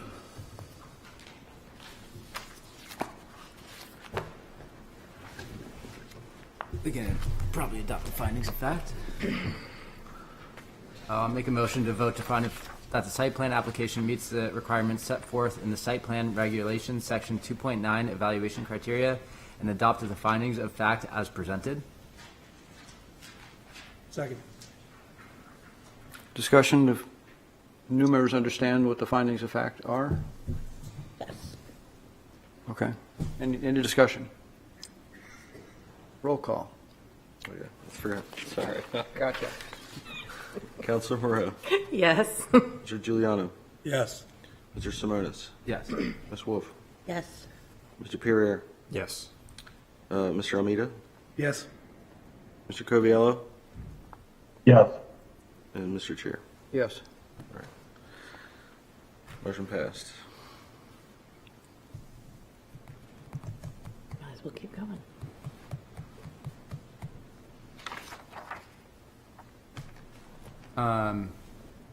For discussion's sake,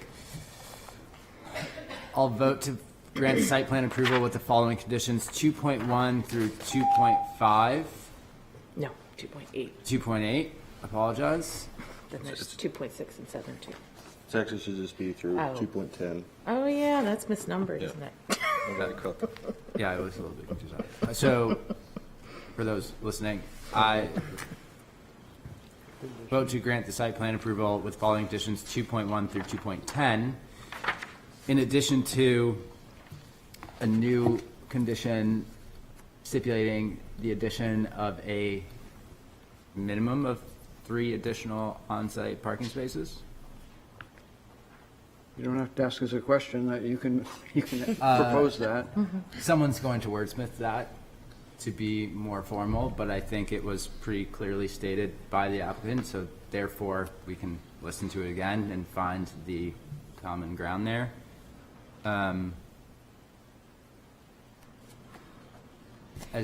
Do you want to add the condition of the regrading for the landing or no?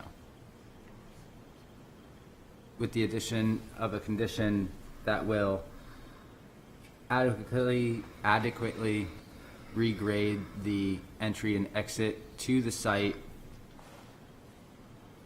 substantiating the addition of a landing? 2 to 3%. 2 to 3% landing for one vehicle, maintaining the 8% slope going into the site. There you go. Yes. Second. Is there any other? So that was seconded, He seconded. but go ahead. I have some additional things I'd like to have us discuss and talk about. One being something I mentioned, which was because the drainage has been such a big topic of discussion, it is a concern based off of the slope of the building, the slope of the land. I would like to see us request that the developer, a year after inhabitation or certificate of occupancy, that somebody, I don't know who, but somebody go and hire somebody to go out and just fully evaluate the drainage system, all the aspects, make sure that it's working as planned, because, not everything, even though we've had it checked and double checked, I'd just like to make sure it actually works based off of what was planned. And if it is, then great, and if not, then, whatever deficiencies can be then rectified. Like a commissioning almost, a year later after, yeah. So you're proposing a possible amendment to the motion that's pending? Yes, that's one.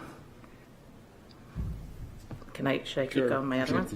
I'd also like us to take a condition of looking at landscaping along Sagamore, just to make sure that when they're placing those trees, that they take a strong, hard look at the sight lines to make sure that at full growth, those trees won't inhibit the sight lines in any way. So just to make sure that that's looked at. And about the parking, I would like to say that in the south side, far end of the driveway, that we ask them to create as much of a shoulder or some sort of system so that drop-offs, deliveries, just to create as much parking as possible in that beyond Unit 2 towards the end of that driveway on the south, I believe that's the south side. Is it the north? Yeah, it's the south side. Yeah. So if we could do that. East side. East side, southeast, whatever. On that little corner, just not maybe specific how many spaces, but just as much as possible to create in that area so that it can be used for landscapers and. Yeah, I think the reference was 3, and there's a balance between asking them to create more, which we just don't need more pavement than necessary, and also, yes. I was thinking like a shoulder type. It doesn't even have to be pavement, right? It just has to be something that can be stable enough It'll for be cars. linear fashion, so Right. even if they don't Yep. add lines necessarily. I think that's all the additional things I requested, so. Would I make a motion to? You just have to accept whether or not you want I to add accept this. And does the second agree? Exactly. Did you get all that, Peter? No, well, the first one, can we go back to the The 1 year or the? 1 year? The for 1 year? for stormwater? It's a 1 year look back at the drainage to ensure it's working according to its design. So we're going to have quarterly reports. But that's looking at to make sure things are, maintenance is kept up.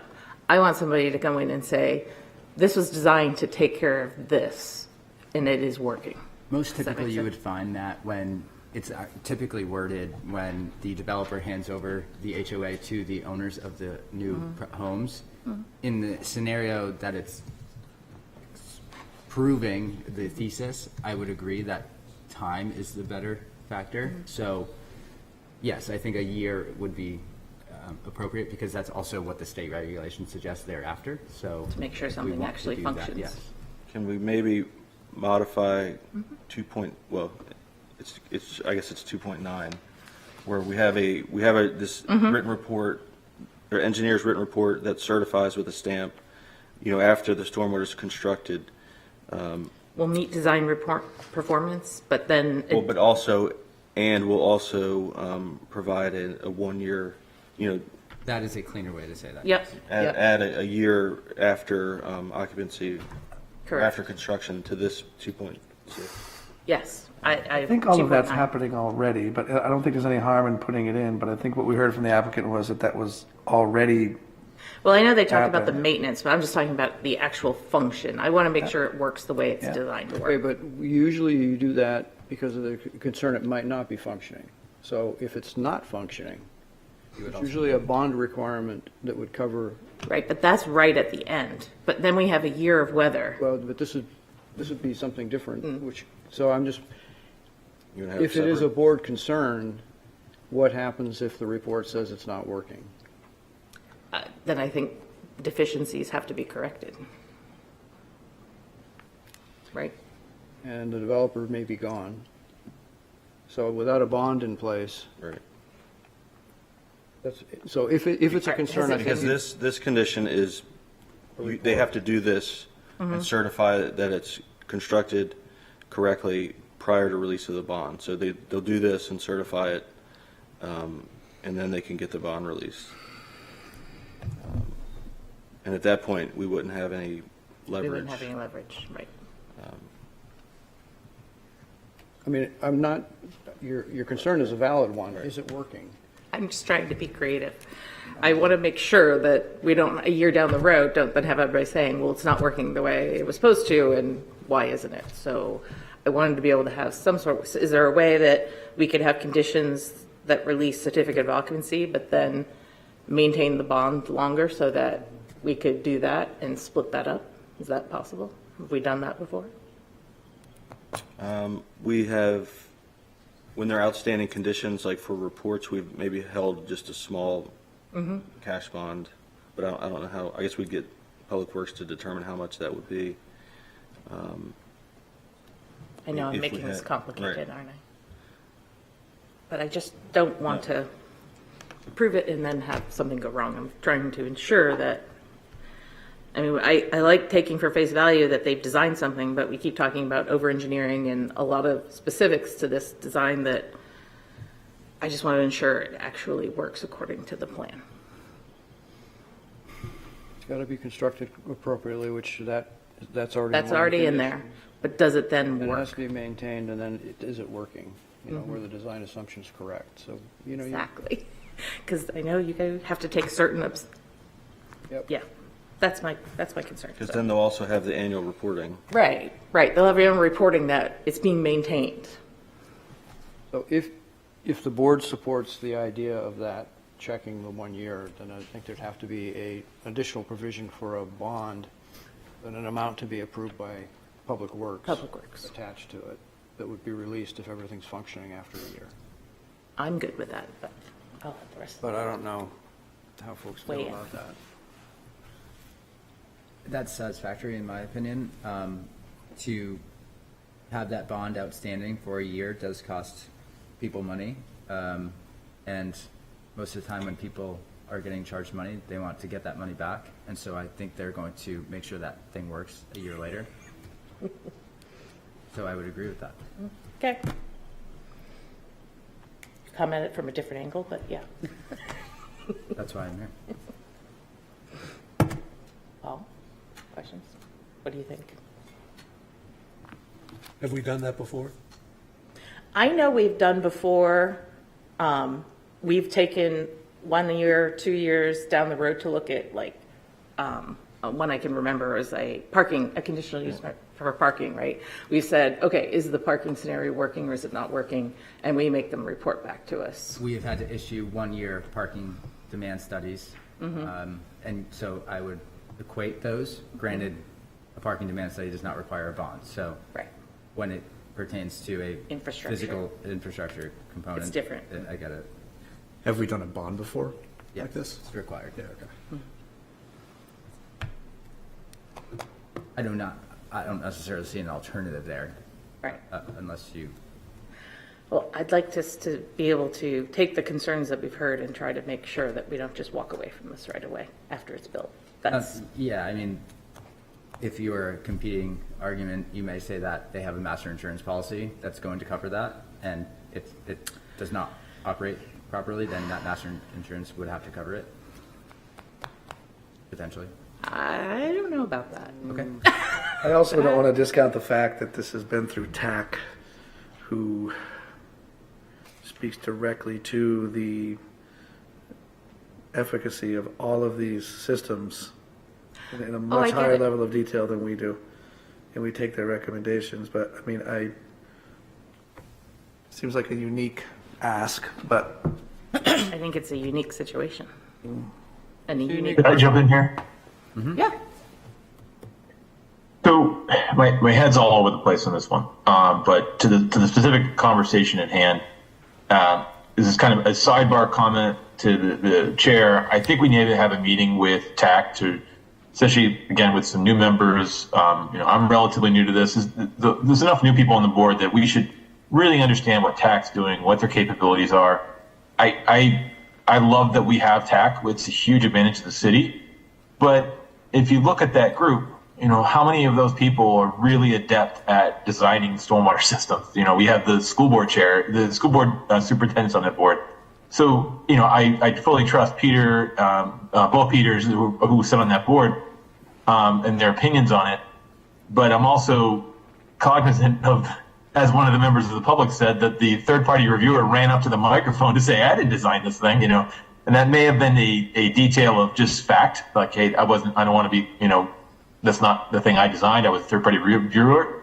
But it's just, there's a lot of new stuff here in this system, and I think we're being a little naive and thinking that in a year we're going to have an opinion, like someone who's an expert in this field would have an opinion on whether this thing has failed or not. I have no idea. It might be something that fails in 5 years. So I think we're treading a little bit on murky waters here by putting in this requirement that we hold their bond for a year when we're really, it's kind of an unprecedented system. And so I don't feel comfortable supporting that particular portion of the motion of adding a bond requirement, because I just don't know that we as a board know enough about what an inspection is going to tell us in a year. So what would your, Yeah. and I 100% see where you're coming from, and I'm not saying this to litigate, but what would your suggestion be? So it is, this is like a little bit of I'm holding my nose a little bit, because this is a state approved stormwater management system. So I don't know. I'm looking at all these items that are of controversy on this project, and I don't know how we point to something in our ordinance and say this doesn't meet it. The site distance, I mean, they've done everything they can on that site to move that, to get as much site distance as they can. The stormwater system, they've presented a system that meets the state standards. I'm not really excited about it. I don't like the requirements, but how do I point at it and say, this isn't going to work for this site? The parking to me is a non-issue. They've provided so much more parking than what our zoning requires. If we deem that this needs more parking, we've got to change our zoning. I think even adding the 3 spaces is kind of excessive at this point. I'm cognizant of the goal in the city and our master plan to provide more housing for people. And all of these burdens we add are increasing the cost of that housing. So I'm trying to weigh all these competing things. And that doesn't mean like I'm a huge supporter of this project. It has issues. It has a lot of issues. I just don't know that we have a leg to stand on any one of them that's really strong enough to say this doesn't meet it. This is my personal opinion.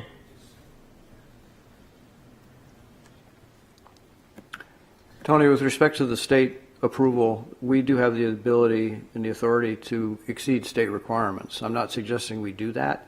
but just as a point of information. Fair point. Thank you. Has this water system been used in a coastal setting? Because Portsmouth is different from Wakefield, New Hampshire, because of where we are. So is it the same? Is it going to operate the same in a coastal setting where we're also, we have the water underneath that comes up? I mean, I know some of our properties downtown, I worked at Strawberry Bank, you get 5 inches of rain and suddenly all of the water from underneath is coming up. So has this been tested in a coastal area?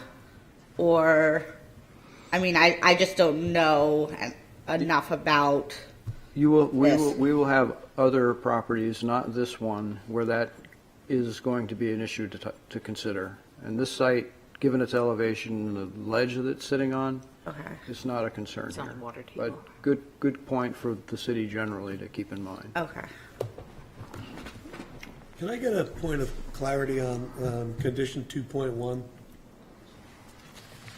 The recording of deeds. That's a standard condition for, Will that include the declarations, the property declarations? no. We've been Those talking are about private. homeowners. Those- No. Those are private. Okay. So is that something that we can deem appropriate as the condition states? That they include those? Well, it's private We see property, so those it's with a some- condominium, so they can't sell a unit until they But we see actually do that, we see that with some applications. We see those. If you wanted to condition that something is included in those, We could do you would that. add that condition, and then we would get a copy of them and to certify that they met that condition, like for no parking of RVs or, Right. Well, it was used for multiple, right. to address multiple But is it concerns. accurate to say that the way that the lot is approved through the ZBA, that it's approved as a private drive, and by nature of that, has to be an association? It has to be, yeah. It's not subdivided. Right, so it's, It has to be a condominium association. yeah, and that would run with the land. Right. It could be a condition on the plan and a request that be included, or a condition that it be included in the covenants. Both. Yeah, I mean, they've stated, and we've read enough HOA agreements to pretty much understand that it's going to be there regardless. So.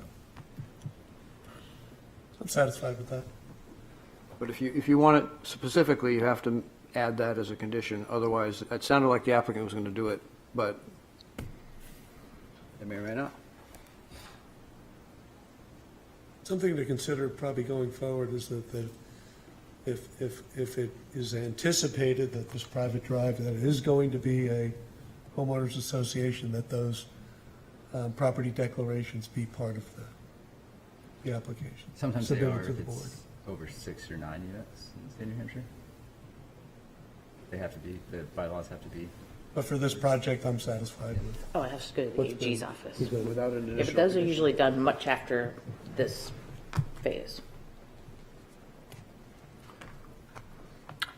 So, Paul, you do not want an additional condition about that? I do not. Okay.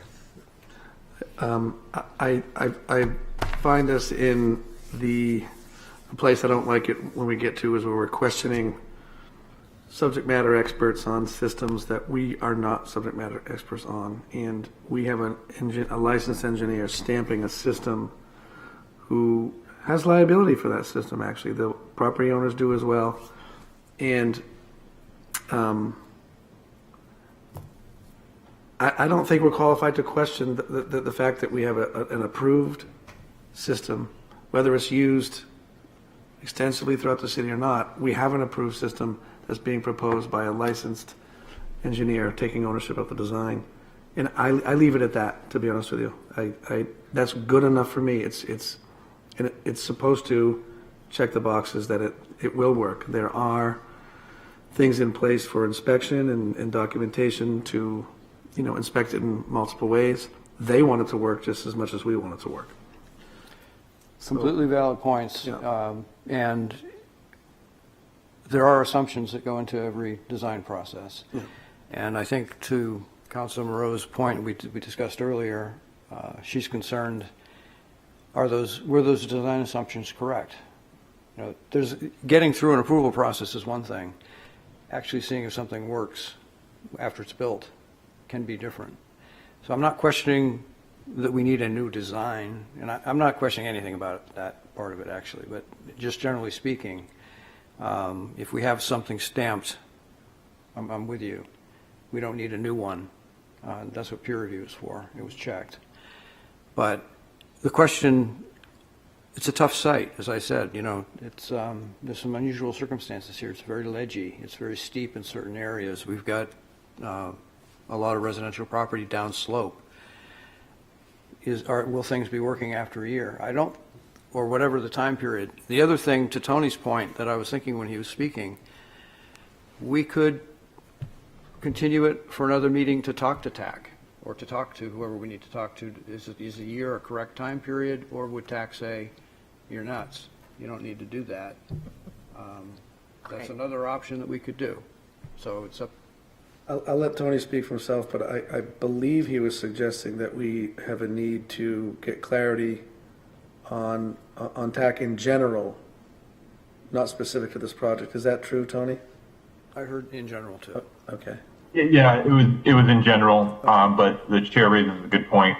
If that was if others felt the same, I hear what Joe. I hear what you're saying, and I don't think it's any questioning of intention. It's more of what Rick, the chair, was saying about with the assumptions. I can think of projects in the city where a licensed engineer came forward and said this parking will work, and it met the zoning, and they come back and they're like, you know what, we're finding it not working. We want to add more parking, and that was great that they did that, on their own. So there wasn't any nefarious activity there. It was the well-intentioned. Just when things got built, it was different, and so I think that could be the same here. I 100% agree with you. That's why I don't like this inspection requirement after a year. I don't think we have the skill set.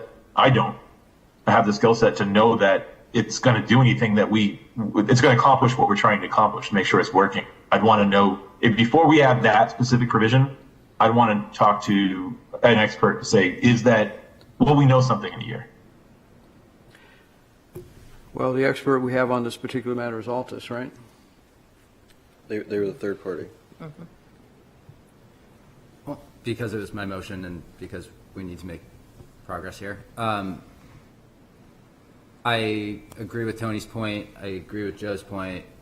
I don't think we're here to change a third-party review of this drainage. Nonetheless, as we get into the site plan approval itself, I can get over the drainage. The drainage, again, is one of those things that an abutter, the property owners themselves, the HOA, will self-govern because it has to work for the site to thrive and sustain.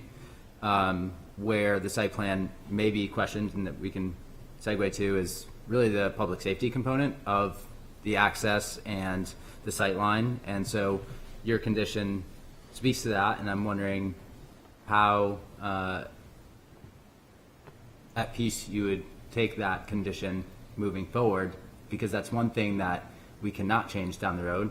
And yes, there have been 25 plus years with no accidents at that site, but if there's an accident the first day that this project gets handed over to the homeowners, we will be sitting here with an egg on our face, and that would suck. So how do we get through that conversation, and are your conditions something that we have a lot of confidence in? One thing that came up during the public comment that nobody else, including myself, brought up was left-turning vehicles. What if there's one waiting and another one comes behind it? How that stopping sight distance just got reduced by the length of the 7%. vehicle plus the distance between them. So, irregardless of sports cars, now this is a huge threshold question, which is why I'm struggling with it, because if that sight distance is not approvable, the project is not approvable. It's a big deal. And I'm still at sea over it. I mean, what's been submitted to us by the engineer is this doesn't conform to the requirement. Isn't the logical answer to that question about the left turning car that what would happen is the same thing that's been happening for 25 years, getting onto the Lester King site? Well, one thing about the Lester King site with that extremely wide driveway, you've actually got more exit points. I wouldn't design a driveway like that. Right. But there are more ways to get off the road. Yep. And that might play into the fact that there hasn't been, if in fact that's true, and I'll accept, well, we can just accept that it probably is. However, it's also a different use. So Lester King probably not very active after 5 p.m. Residential use probably more active after 5 p.m. Well, that was my earlier point. There's a difference in time of day, this traffic versus And the so I'm prior. just adding to the context of that left-hand turn statement. It speaks to the fact of planning board's discretion, where this is a very unique, this is one of one condition applied to this site. I really can't see it so clearly that, or I can see it so clearly, excuse me, that I've just used this street so many times as a pedestrian, as a cyclist, where previously the Sagamore sidewalk did not exist, and it was extremely difficult to get around. And I go and I think back specifically on the right-hand side as you're headed into town, if you are a runner or a cyclist, where the car has to go over that yellow line to leave hopefully 3 feet between you and them. And should that happen, great. It's great for the cyclist and pedestrian. It's not great for driving as you hit that crest of the hill. And not always do people follow that kind of like 2-second delay, where if they just slowed down or stopped even for 2 seconds and got over that crest and allowed that pedestrian or cyclist to move on, it would increase safety, but not always does that happen. So that human element of it gives me a lot of pause. Again, it's great that for 25 years we've had no accidents, but if there's an accident the first day, then then I feel pretty silly. I do think There's a driveway there, the neighbor has a driveway, they're all turning left in there, cars can back up. It's been that way for decades. Is it one driveway to one house as opposed to one driveway to 4 houses? Well, there's a driveway, but the only way to say that nobody's turning left there is that there's no driveways. Right. And I agree. I made that point today, Paul. It's like the pre-existing driveways, this has been like this for a very long time. It's not a new concept. It's just the very one-of-one condition that it brings. We could ask for additional specific traffic analysis. It hasn't, this location of driveway hasn't been addressed from a traffic perspective, only trip generation.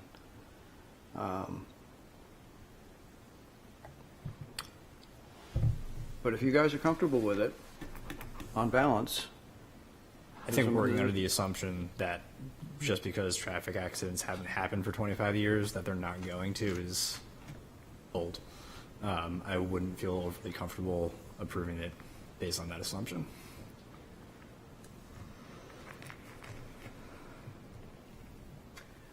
We have a motion, a second, and a bunch of amendments that were accepted.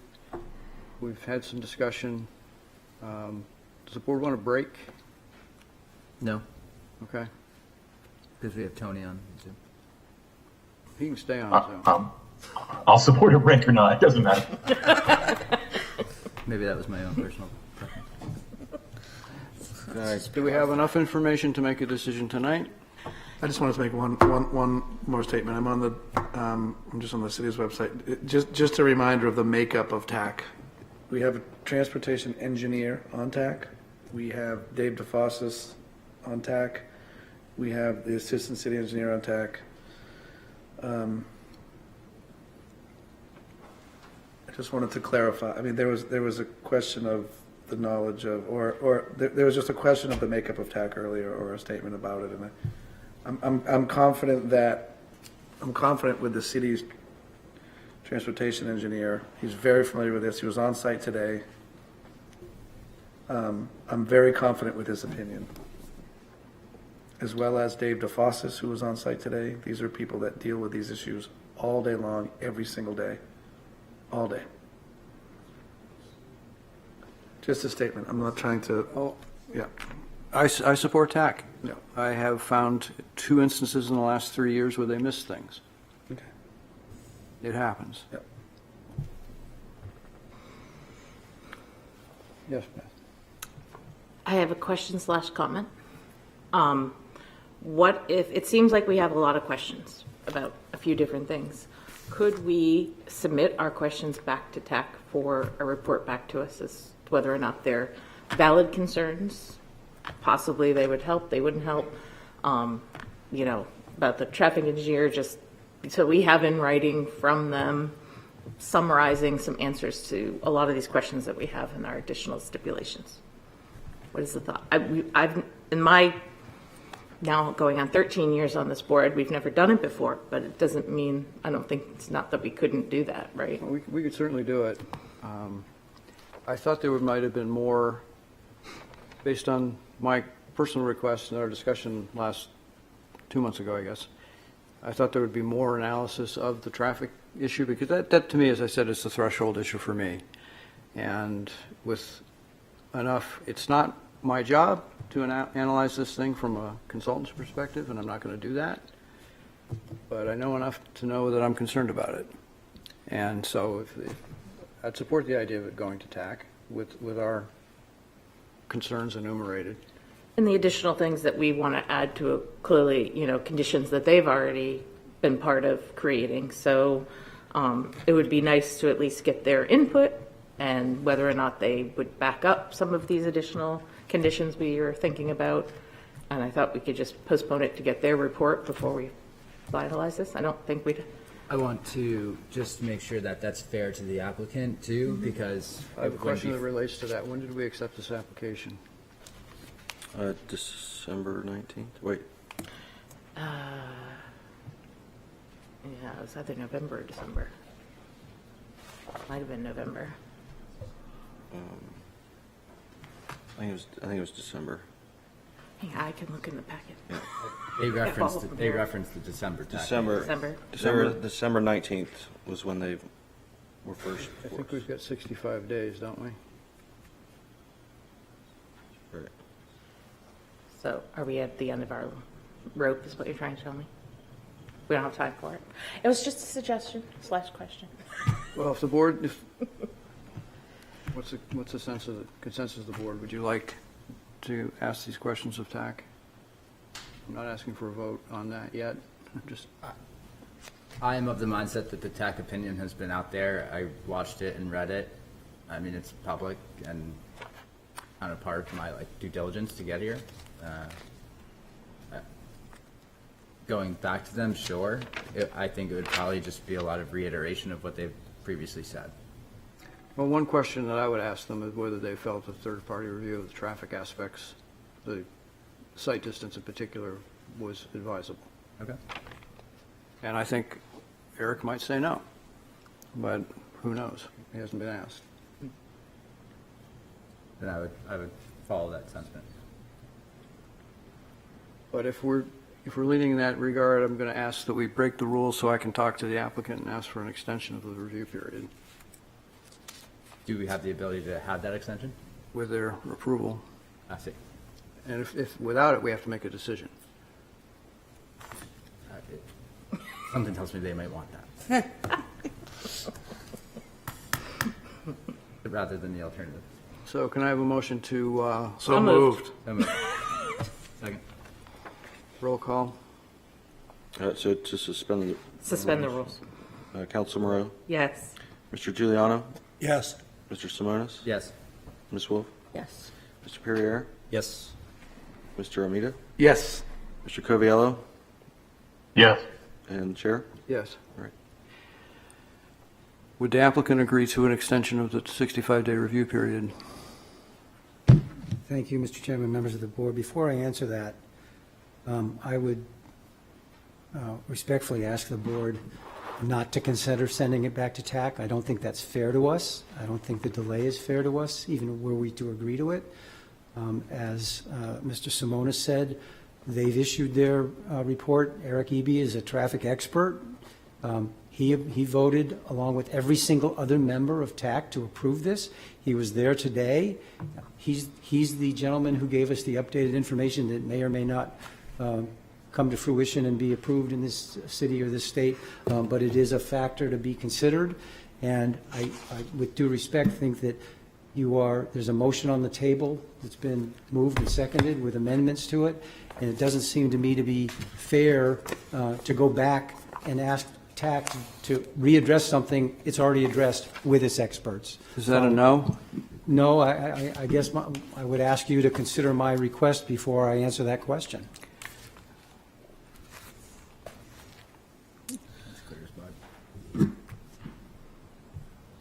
It wasn't supposed to be a restatement of your position. The applicant wants to know if we want to go, he feels he's owed a decision tonight. I happen to agree with Attorney Phoenix, to be honest with you. I do. I agree.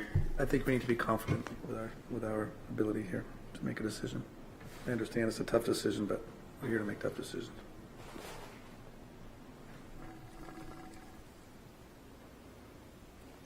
We need an answer from the applicant on the. And here's my stance on that. If we go back to TAC and ask them to clarify their decision-making process on this, it would be crazy for them to deviate from their previously stated, written, and recorded position. It actually would be, I think, just illegal. Like, they can't change that thought process, I don't think. It would be based on additional input from the planning board, so it wouldn't be illegal. Not illegal. It'd be It's just- unusual, perhaps. Asking them would be unusual in the first instance. Right, and I suppose I look at it from, again, the composition of TAC includes members of the planning department whom sit on this board and inform our staff memo and inform these conditions that we are sitting in front of. So if it were overwhelming to the sense that they didn't feel comfortable sending it to us, I feel like they would not have voted for it. And so I don't know what going back to them really initiates beyond just kind of a, yeah, we said that. And yeah, I don't know. And the two members of TAC who have the most knowledge on the subject were on site today, participating in the information sharing. Unarguably the worst. And we may have heard different things from them on site today. Yeah. Maybe.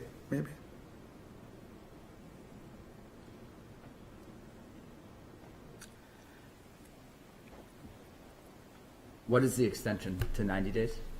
Well, whatever is agreed to, it would presumably be the next meeting.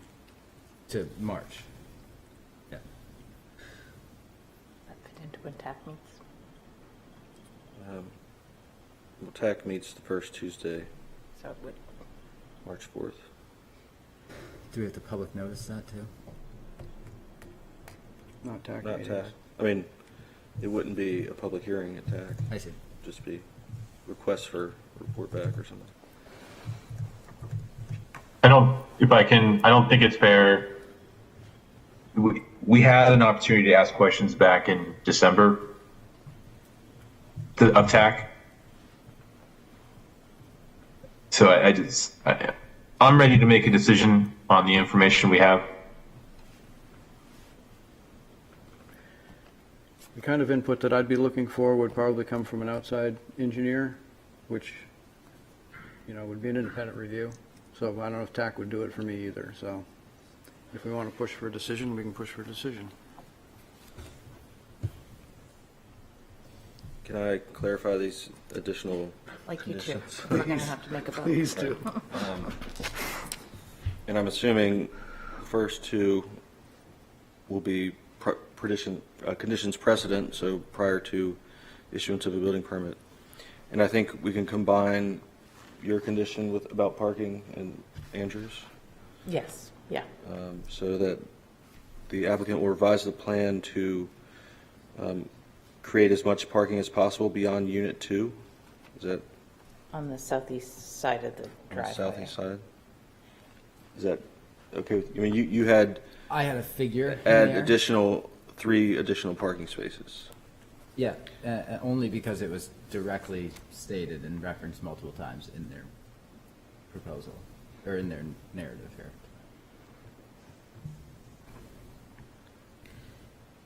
So I guess I'd be looking for what? 3. What's the preference? A minimum of 3. A minimum of 3. Has a wide shoulder. Yep. Yeah, well, I mean, maybe you go by number of feet if there's a technical. How long, is it 16 feet per space? 20. Parallel parking is more like 2022,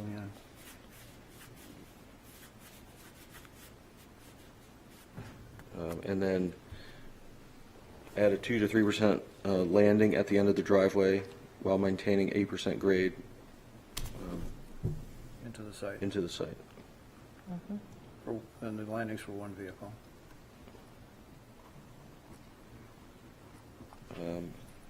And then the applicant will confirm that landscaping along Sagamore Avenue at maturity will not impede site distance. How's that sound? Correct.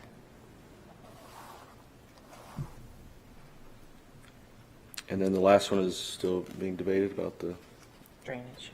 reporting, or? Was that part of the agreed to amendment to the motion? I think it was originally. Okay. With the comment about it, how's it doing after a year? I didn't understand what you just said. Could you repeat that, Tony? Tony, There was a comment, an additional motion. It was an amendment to inspect it after a year to see how it was doing. Right, which Correct. brought up the bonding question. Right. I mean, can we do it without bonding? Which there is annual inspection and reporting, so that's already happening That's what I with all thought. projects. Yeah. But I thought that was just based off of upkeep and maintenance. If that's based off of upkeep and maintenance, it's not. I heard that was a state requirement, actually. Yeah. So it's it's a requirement, That's the annual. the annual. Yeah. So 2.10 actually says annually or monthly, and wasn't it understood it's going to be quarterly? No, there are components of that O&M plan that were monthly, including the Okay. inlets and outlets. Under units 1 and the decks of 3 and 4. I mean, if everyone's fine as is, we can take it out. If nobody else wants to back that up. Without a bonding requirement, it doesn't, I mean, it sort of creates a, if we find a problem, what do we do? I get it, but I don't. Doesn't seem to be enough support to support that. So. I mean, I would generally support that, even though it's not quite been done in that sense.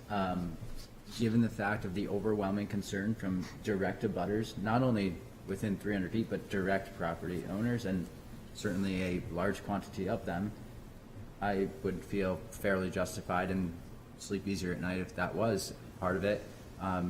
Do we need the entirety of that bond? Absolutely not. Is there a small portion of that that would make sense? Sure. And we could leave it to DPW to determine that.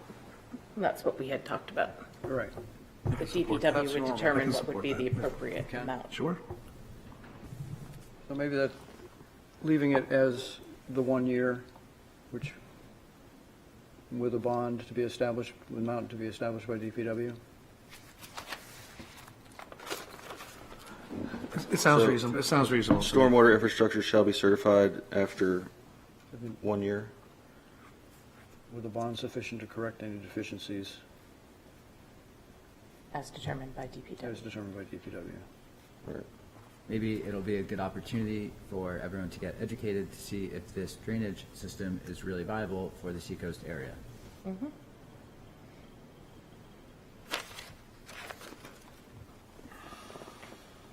All right. Everybody ready for a vote? If I could just make one more comment, about, we have a lot of abutters and neighbors here, and it's never fun for us to, see our friends and neighbors against a project that would make it difficult for us. One of the things I hope everyone witnessed on the sidewalk I thought it was very useful to get an understanding of what is happening on the backside of the site and how much of the wooded area is actually remaining.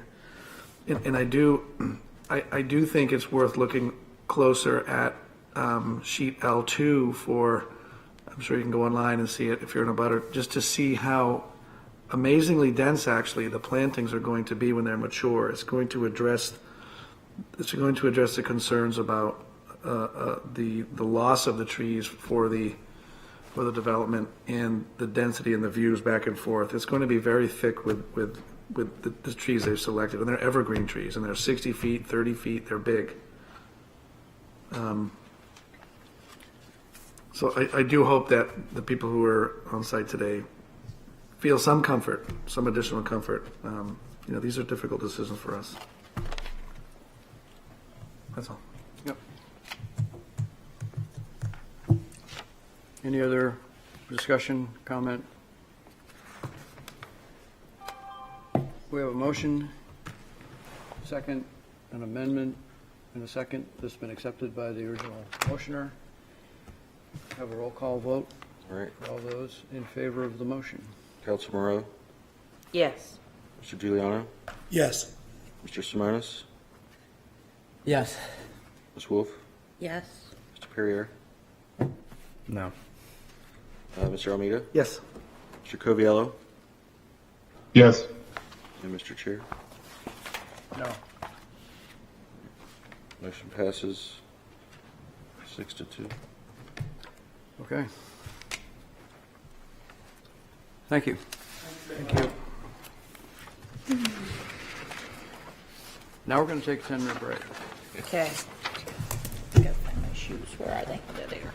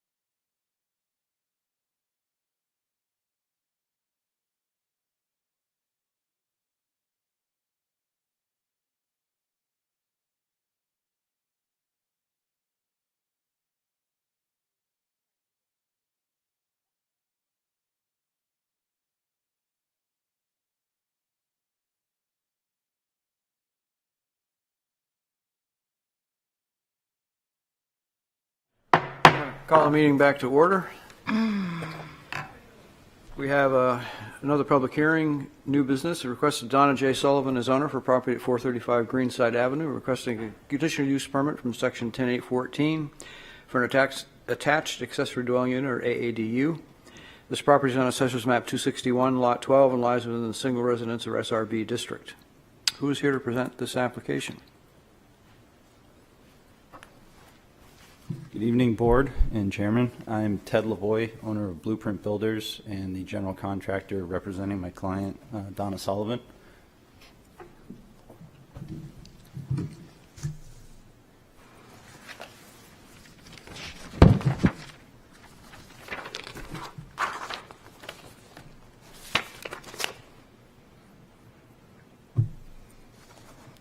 Look at me. Okay, so anyways, so here we have the proposed plot plan, what we're looking to build.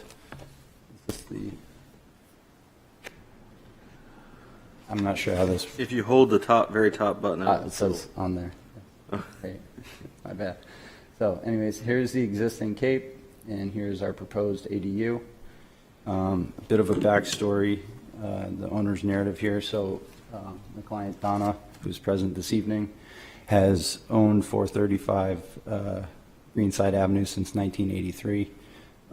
She herself has been residing at 19 Cody Drive in Dover, New Hampshire since 1993. But her daughter, who's also present here, has been residing at 435 Greenside. As Donna's aging, they've seen the necessity to move closer, be together. Her daughter has a family in 435 Greenside, so the house is already occupied with 4 people, and it's already quite small. So Donna moving into the house itself is not an option. And this is this was our proposal to get her closer to her family, and on the same property that she owns currently.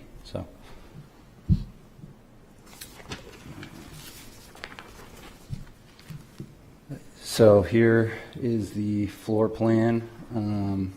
Pretty basic open concept layout. I'm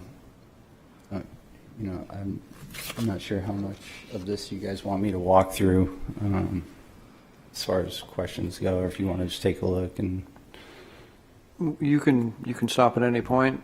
Just the overall size and yeah. So overall size, we are under 750 square feet of livable space, which was the main requirement from the city.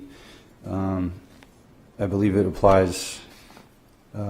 Actually, so a good point here was the designer of this was working with a fellow at the city who was actually helping push ADUs, I believe, and he's no longer working there. So I was not a part of this as it came to fruition. I did not meet this gentleman, but the whole idea of this concept was worked through the city to make sure that we hit all of your requirements in order to try and just get this thing built. okay. Any questions of the applicant? I do have one question. Sure. I think it was, if I was smart, I would have had it up right away.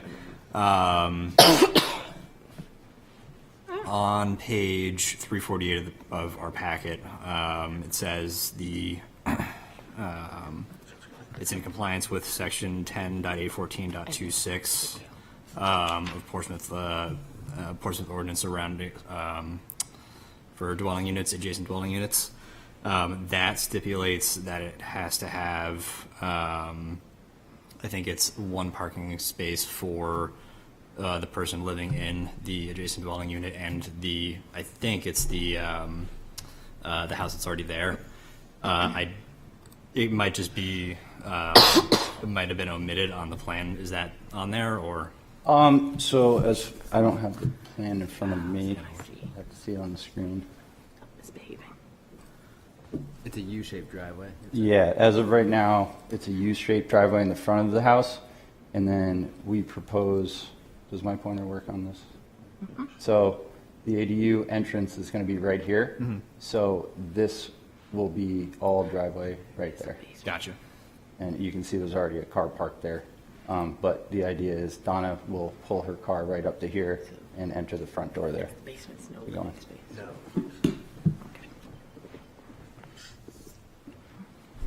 Paul? So you stated that this is not currently the principal residence of the owner, Correct. but it will be Correct. once this project is, Correct. She's actually selling the property in Dover in order to fund this project. So, okay, thank you. yeah. Any other questions? Not a question, but a comment that this is a very well done application. I think this is a really good one. Thank Plenty of you. room, plenty of parking. I think like the creativeness of the door. Yeah, the design is very nice. Okay, well, thank you. I'm going to open the public hearing and see if we can move it along for you. Thank you. I'm going to open the public hearing. Anybody here or on Zoom wishes to speak to, for, or against this application? We really have lost our Nobody's on. ratings are really low now. Millions of viewers at home. Did we lose Tony? Oh, wait, Tony, are you there? I'm here. Oh, yeah. Oh, Okay. He's a panelist now. We thought we lost him. Nobody here or on Zoom wishes to speak to, for, or against this application? I'm going to close the public hearing. Public hearing is closed. Mr. Chairman, make a motion? Yes, please. Make a motion that we vote to find the conditional use permit application meets the requirements set forth in section 10.1814.62 of the ordinance and adopt the findings of facts as presented. Second. Any discussion? Roll call. Counselor Moreau. Yes. Mr. Giuliano. Yes. Mr. Simonis. Yes. Ms. Wolf. Yes. Mr. Pierre. Yes. Mr. Almeida. Yes. Mr. Coviello. Yes. And the chair. Yes. All right, motion passes. Mr. Chairman, I make the motion that we vote to grant the conditional use permit with the following conditions, 2.1 through 2.3. Second. Any discussion? Roll call. Counselor Moreau. Yes. Mr. Giuliano. Yes. Mr. Simonis. Yes. Ms. Wolf. Yes. Mr. Perrier. Yes. Mr. Almeida. Yes. Mr. Coviello. Yes. And the chair. Yes. Motion passes. Thank you very much. You're approved. Sorry for the long wait. Are we already on to zoning? We are. Look at that. We're racing along now. Woohoo. Strap in.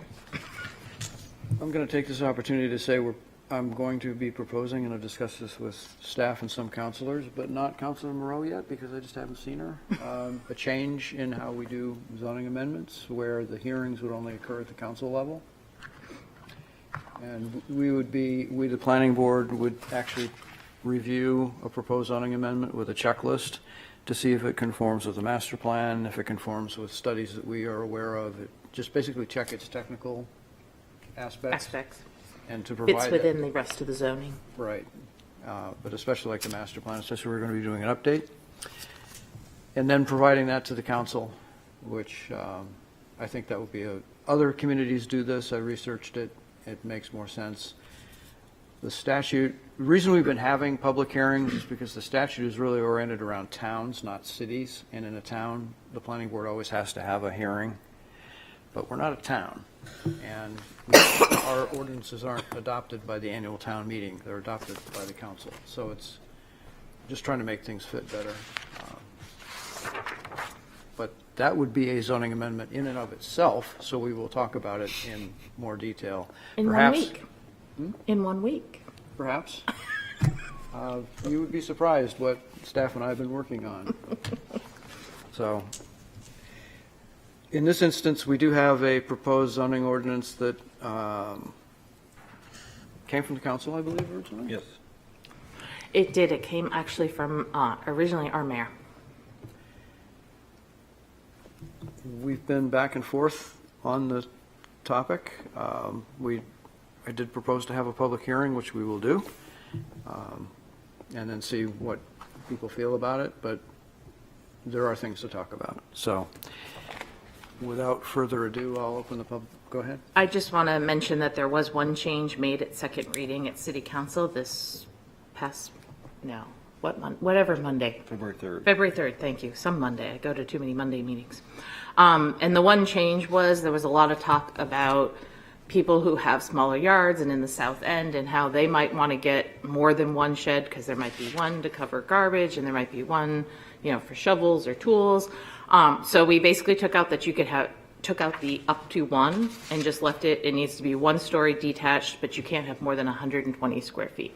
And that was the purpose behind that, was so thinking about the people on the south end that might need to have a couple of small sheds and not have to, and the whole point of all of these is to not have to require them to get a building permit or relief from the ZBA.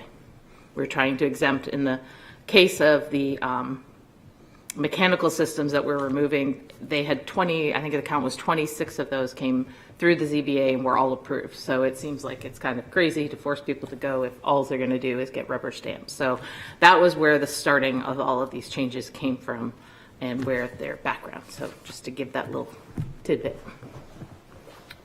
Thank you for that. So I'll open the public hearings. Does anybody here or on Zoom wish to speak to or against the zoning amendment?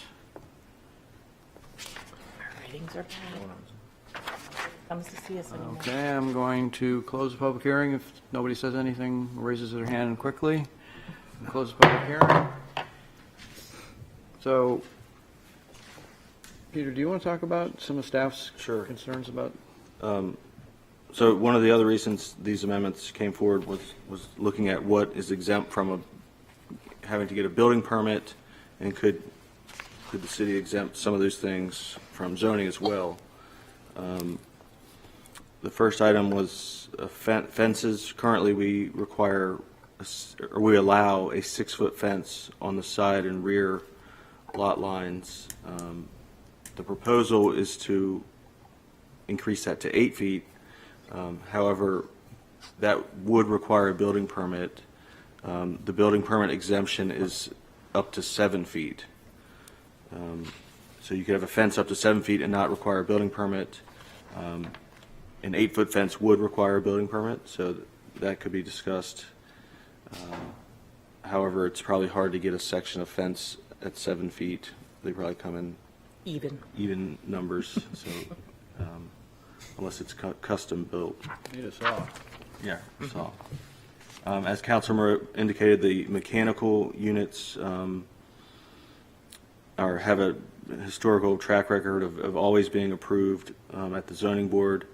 This would reduce a lot of congestion of those requests at the zoning board. To explain that, these are variances.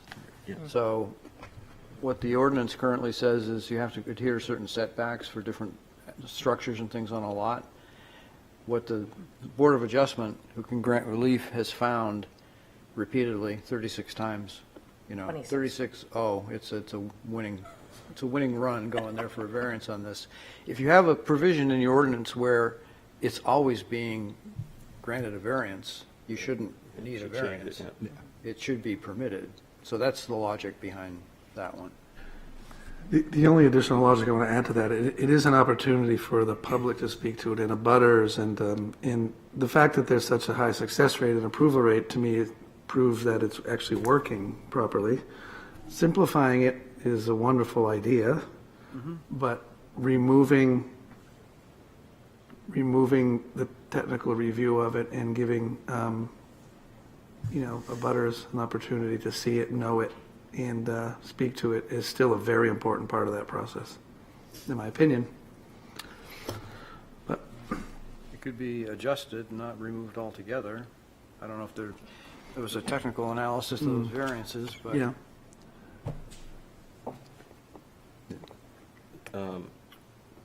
The other section adds in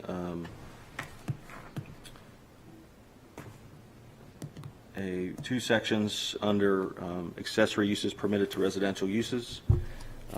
One would allow a lot containing 1 or 2 dwelling units to construct and maintain. Originally, it was up to 1, but the council, at their second reading, took that language out. So you could have 1-story detached accessory structure used as a tool or storage shed, playhouse, treehouse. And the idea would be that cumulative, it couldn't exceed 120 square feet. And that this would be exempt from zoning with the exception of if it's in a wetland buffer or in the historic district. And then it would also have to comply with the corner lot vision obstruction section, so you couldn't have it at the corner of your lot. And then the other section talks about swing sets, playground equipment, above ground prefabricated pools that are typically temporary, you put them up for the summer, and then hot tubs. Again, these would be exempt from general zoning provisions with the exception of environmental standards and corner lot obstruction. In the staff memo, I talk about our section that we have on accessory structures now, where you can't have an accessory structure in the front yard or closer to the street than the principal dwelling or principal building. And then we have currently, for accessory structures, if you have one that is up to 100 square feet or less than 10 feet in height, there's a 5-foot setback. If it's larger than that, it's based on the height of the accessory structure. So whatever the height of the accessory structure is, say it's 12 feet tall, then that would be the setback or the required setback, whichever's less. So if you have a 12-foot shed, it could be 10 feet from the side lot line because that's the standard side yard, but it could be 12 feet from the rear where that setback is typically greater. And then accessory structures do count towards building coverage. These amendments would, if the amendments are adopted and we don't change these other sections, there'll be a conflict because you'd be able to have a 120 square foot shed on your lot line or in your front yard. But then you'd still have these other sections. So you basically need the 100 square feet to be pushed up to 120 square feet. And then they that could be an conflict. option. You'd still have that setback, which I think is good to have, especially for sheds, because if you have 4 lots adjoining each other, they could each have a shed right on the lot line. That happens. Mm-hmm. Yeah. But at least it doesn't obstruct anyone's view. No. Well, Without that's a not setback. necessarily true, right? Well, If if you- they're all if back to back to back, But they if all you- look at their own. Right, but with this language, I mean, putting a shed right up against the lot line, which someone's window could be a few feet away. I'm still struggling with what's broken in the ordinance. What are we trying to achieve with this change? I don't understand what's broken. What are we fixing? Can I? Oh, Yes. please.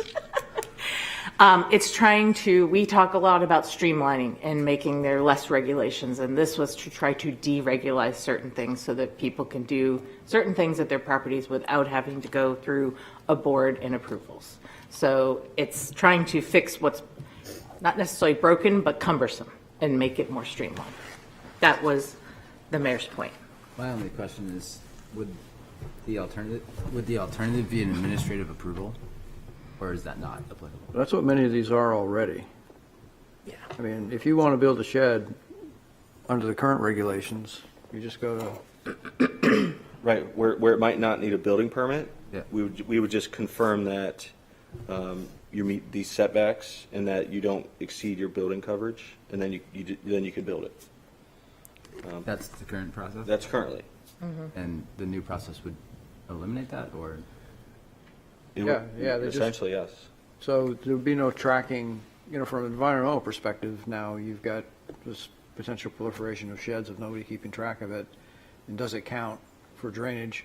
But environmental protection's still in there. Right, you couldn't put it in the wetland buffer. Yeah, of and course. and if it's in the HTC. Not for runoff. Right, not for runoff. No. Sheds, my concern is also, if one person puts their shed right up against the property line, you're sort of asking the other person to put something up right next to it. What do you put in sheds? lawnmowers, gas cans, Yep. you know, it just makes more sense to have a setback, I think. And it's not a burdensome process right now on that. Which, to your point. Yeah, I mean, I'm all for like streamline, efficiency, and getting it out of people's hair, per se. For example, I keep my lawnmower in my shed. My shed also has electrical running to it, and I can finish one half of my shed with no issue. If someone were to do that, now they have like this kind of like space, this like kind of dojo man cave, and they're just hanging out in there, like playing music all night long. I just think having like a little bit of oversight from the municipal level isn't a terrible thing. It's obviously not restrictive if it's been approved 36 out of 36 times. So 26. 26 out of 26. Like, Sheds are different. Yes, those are like HVAC units. yeah. Those are So ridiculous. I guess my point in all of this is like, just like stay status quo. I mean, Yeah.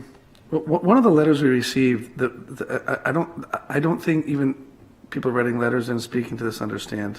They're saying if we had the ability to put a shed in our yard, it would be greatly improve our. But everyone has the ability right now to put a shed in their yard. Yeah. And this when we, so additional- there's still a need for someone to come into City Hall, and in other words, there's still a speed bump here. They have to come in and make sure they're not in the wetlands. They have to make sure that they comply with all of the things that you did. Right. Or are we creating a situation where we're saying anyone can just go get a shed and dump it on their lot anywhere they want, anytime they want, without notifying the city? If they're not in the wetland buffer and they're outside of the HDC and it's not at the corner of a corner on two streets, there's a corner lot obstruction area, then yes, you could put it in your front, right in your front lot line. Don't we typically need to confirm all those things are true first before we? We don't. Staff does, yes. Staff. Yes. Someone does. Yeah. yeah. I So mean, it could create additional burden on code compliance. People complaining, going, my neighbor just built this thing, Right. and now code has to go out there and. more appropriately, how many times have we had approvals after the fact for people cutting down trees in the wetland buffer or putting up a shed in the wetland buffer, and they come to us and say, you know, we had no idea. And the tree cutters came and they said, yeah, we can cut down those trees. And they said, oh no, we just cut them down the wetland buffer. And now the Concom has to see it. Like, I just like the marginal amount of control that we have on that. I think there was someone that said, like, let's have one hand on the wheel. Yeah, it's removing all those restrictions completely, and they're not burdensome. Was there It's more rural. It's Was more there a specific suburban. instance that the city council saw that was like, oh my God, this is, It comes from the mayor. And I don't know if there's a specific. I think there's just been many people that complain to him about what they have to do in order to do something simple and I small. have a question for the city. How long did it take staff to go over those 26 applications that were? Those Yeah, were yeah. actually ZBA approvals, so they had to go get a variance. What they're talking about is something different. So those, How long does it take a city staff person to go over someone's application and be like, yes, you can build a shed, and no, you can't build a shed? not long. I mean, if they don't need it, if they don't need to go to the zoning board, I mean, it can happen in Yeah, five- they're 5 not minutes. in the historic district or the. Well, in you the know, historic district, it everything. has The to go to the historic HCC. district is a different Right, thing. right. I'm If talking you about have- Joe if Schmo you have a has a lot lot that- that is perfect, not in the historic district, no wetlands. He wants to put a shed on his building. And it conforms to everything. I mean, it Conforms takes to us everything. five minutes to review that. So it's not like the city Right. is we're spending huge amounts of money on having to have a city employee just be like, oh, you don't live in the wetlands, you're fine. Where they might be like, oh, wait, you live in the wetlands, you can't just build this shed. I feel like having someone check real quick, if it's not costing us that much. I tend to agree. It's just- Right, we would still have to review it. I mean, can people apply online? Yes, we have. So it's not even Yeah. like I have to take time out of my day to go to the city. Like I can put it online and you guys can approve it online. All our permitting's online. So I guess I would feel better the city having some review power so that they could be like, this address is in the wetlands. because you might not know. You might not know where the historic district fully lies. Your average homeowner, or, you know, they might be like, oh, I didn't know when I built my shed that I was in the historic district and had to do something different. Whereas if the city said, no, we denied your application because you're in the historic district. So I feel like if it's not broken and it gives us at least some power to say, wait a second, let's review this. And it doesn't take people that long to do things online. I mean, I have to believe the residents would appreciate that more than you know, those who feel like it's a pain in the neck to go through the process. I think in general, the residents of the city understand that these are requirements for a reason, and it gives an opportunity to pause and look closely. So are we proposing amendments to the amendments? Sounds like they just want them to be compliant to setbacks. Is that what I'm hearing? Well, from staff perspective, I think our concern with this would be sheds. I think we're fine with, you know, the playhouse, treehouse, swing sets. I think we would typically say those are customarily accessory to a residential use anyway, and we wouldn't. I mean, there was one instance where there was a large treehouse that was built. It was basically a structure that was enforced, but typically we don't. People can put up, you know, prefabricated play sets and playhouses and such of that nature. But maybe having language in there that, you know, states it is fine. But I think our issue is with sheds being located anywhere on a lot, and that don't count against building coverage, because oftentimes that's the thing that sets you off. You know, when someone puts a shed or a garage, it sends them over the building coverage limit, and then they have to get a variance. But And just maybe to move it or not, but playhouse and shed is pretty much the same thing, depending on what you store in it. Right, So, right. you know, I wouldn't want to exempt playhouses. Any building-like structure ought to have some review. I don't care about swing sets, maybe even tree houses, you know, whatever, but I just, playhouses, that's a, so you could almost modify 0.61, which talks about swings and other playground equipment, and add tree houses. If you're okay with, you know, the above ground pools. Isn't it reasonable to think that an abutter could have an issue with a treehouse looming over their yard? Certainly, we've had that. Yeah. yeah, well, it had that Yeah. treehouse for King Kong. Yeah.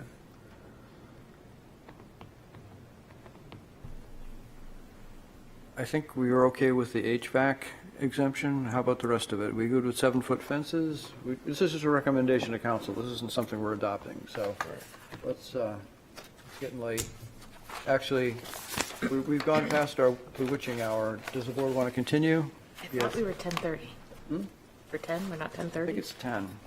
I thought council was 10 and we were 10:30, but maybe I'm wrong. It's been a while since we've had to do it.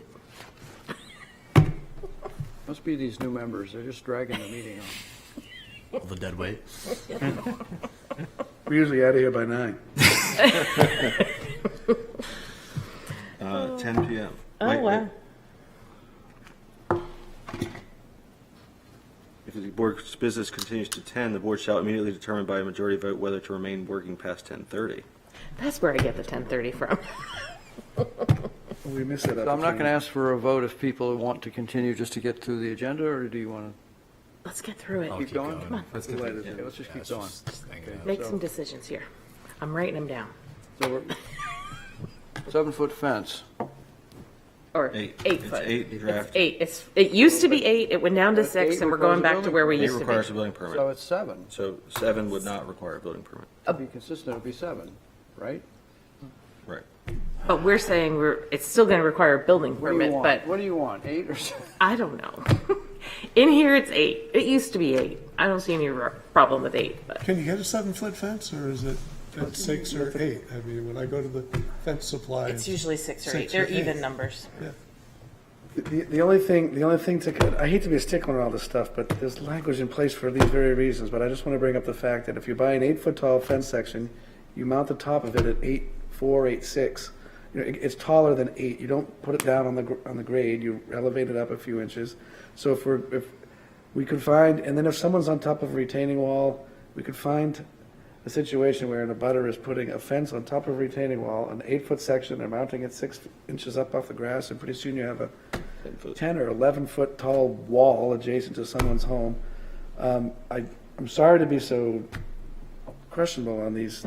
I just Well, here's remain an idea. unconvinced that there's a problem. Here's an idea. If it's not broke, don't try to fix it. Just HVAC? Make the change in just HVAC as a recommendation, not recommend the other changes? That's the simplest.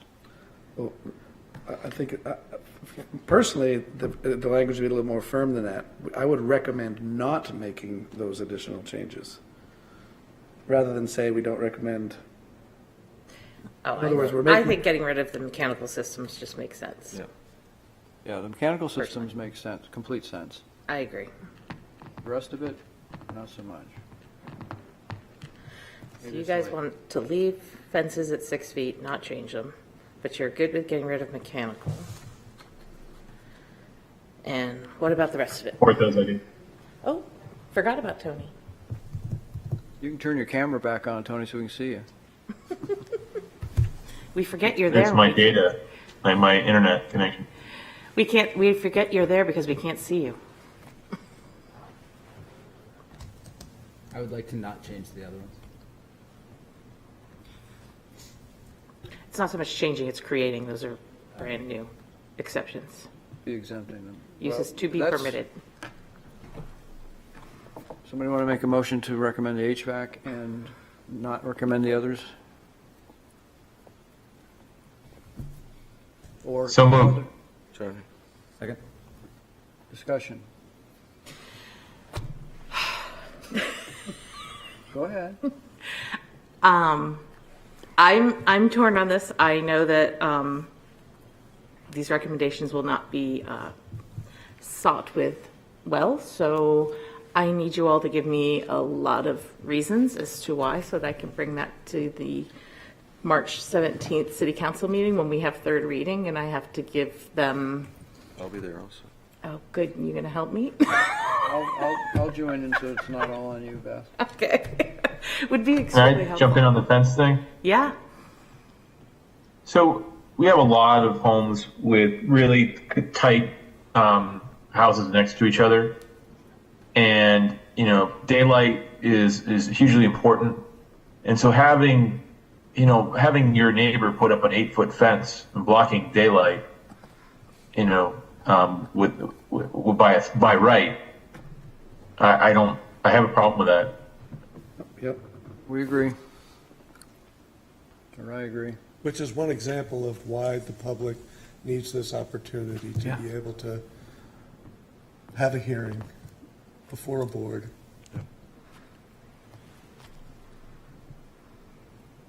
It's a nice gesture to make, to streamline a process if people say, why do I have to go to the city to do this or that? But this is the reason. Right. Helping to educate the public as to why and is the process. And it's not And that it just- benefits them as much as. It's not just the landowner who wants to put up that shed or that fence, it's their neighbor, too. Yeah, I think we're in the business of educating homeowners oftentimes on boards, whether it's Concom here, ZBA, and I think anytime you come and approach the city on one of these matters, you get educated, and you might have an aha moment. It's kind of what we're hoping to do, and hopefully it's a productive and constructive aha moment. So I generally like that, and if it's not absorbing a lot of resources, then why do away with that? Does that help you, Counselor? To be able It's some. to, you can fill in the, I will do my best to bring your opinions forward. I can't fathom that many people are complaining about sheds. Oh, you'd be surprised what people complain about. Well, no, that there's a difference between being surprised and the quantity. I will, if you want, I don't want to butt I in, think but I'll be Peter and I happy to can go. handle it. Do you think, Peter? Yeah. We'll bring And I'll him. provide what I provided to the planning board from staff. We have a motion, a second, and we're ready for a vote, I believe. Yep. Roll call. Councilor Morrow, Yes. Mr. Giuliano, Yes. Mr. Simonis. Sorry, I should have asked before. A yes is in. Yes is, so recommending approval of removing As the amended. mechanicals and not recommending approval of the other amendments. Yes. Ms. Wolf, Yes. Mr. Perrier, Yes. Mr. Almeida, Yes. Vice Chair Coviello, Yes. Mr. Unanimous. Chair. Yes. Yeah, we voted him in as vice chair. He wasn't even here. Right. We have a preliminary conceptual consultation from very patient They're people. probably excited we finally get to them. Request of Walter D. Het, trust as owner for property at 0 Banfield Road and Beverly Hill Road. Requesting subdivision approval of existing 8.5 acre parcel into 5 new residential lots with associated site improvements. This property is on Assessors Map 255, Lot 2, and is in the Single Residence A or SRA district. Who is here to present this application?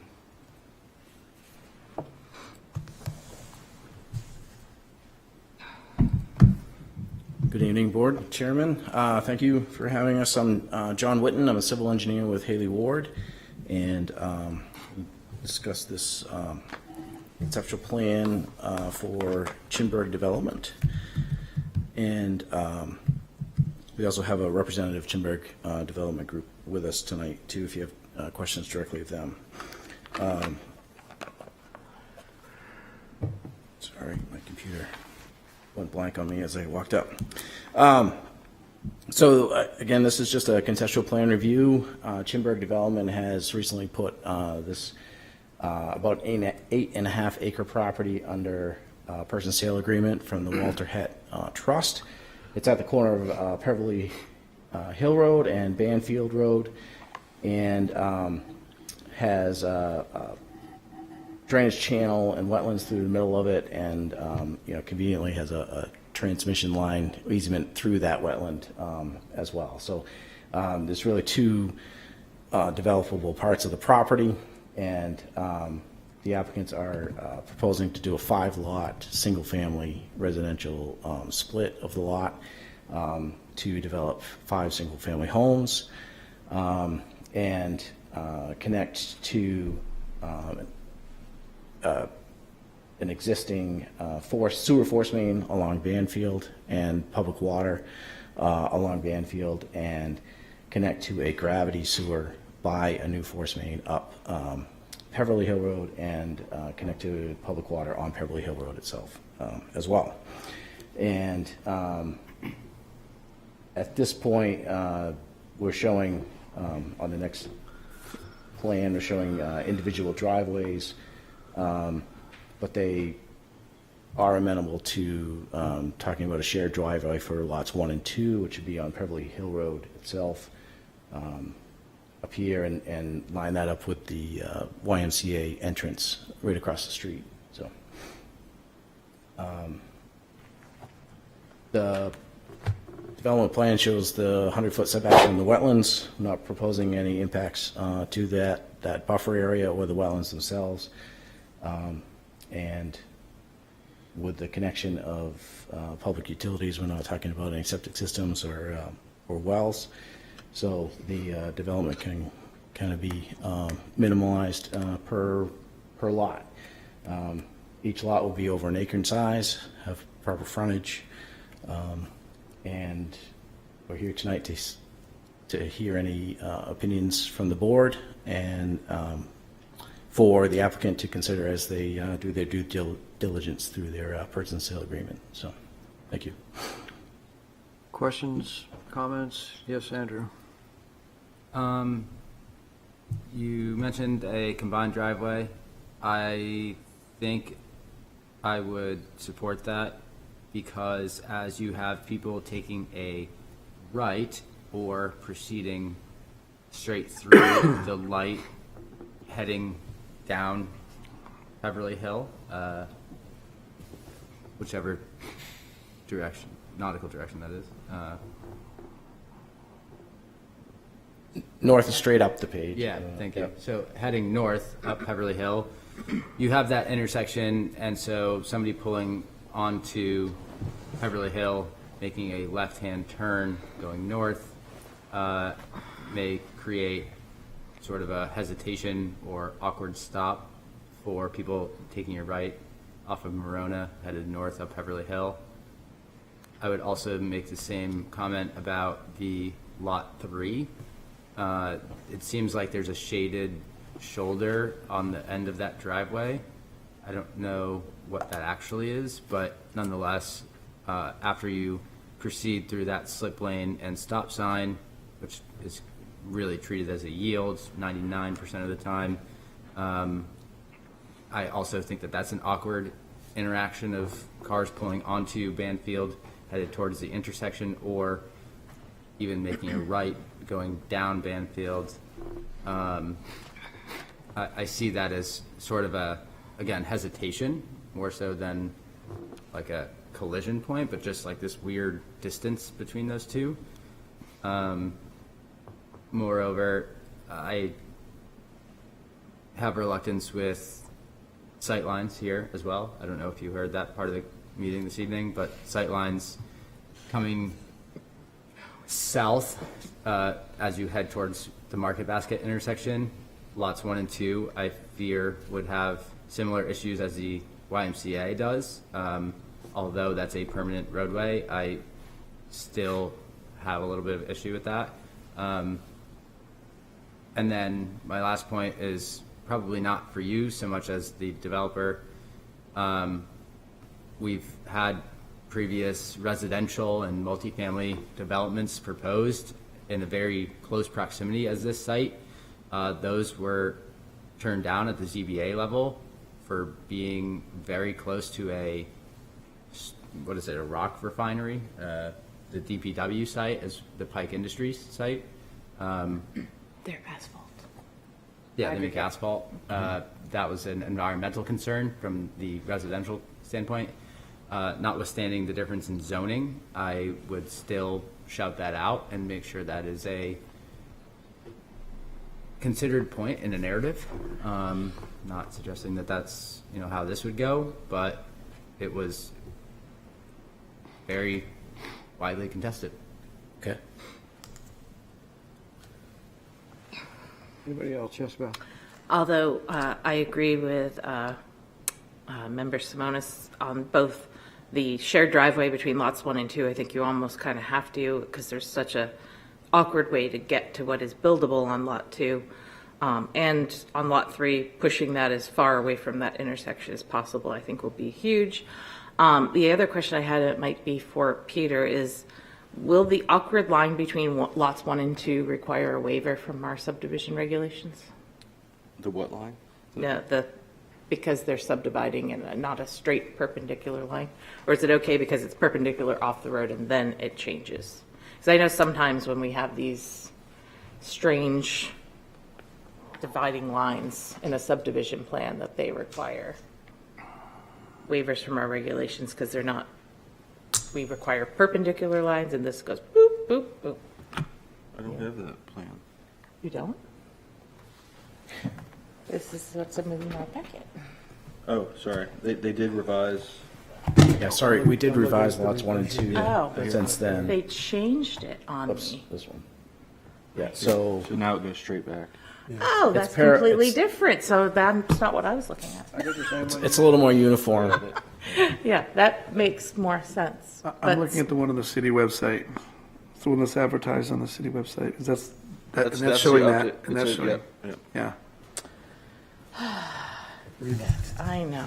I didn't realize that got changed. Sorry. That's what's in the packet that I got. I thought I got it this morning. It's not. That's fine. There was a revision. Might have been for that very reason, Counselor. I had a question about that lot 1. It looks like Okay, it now we got it. has like 130 feet of frontage still. Yeah.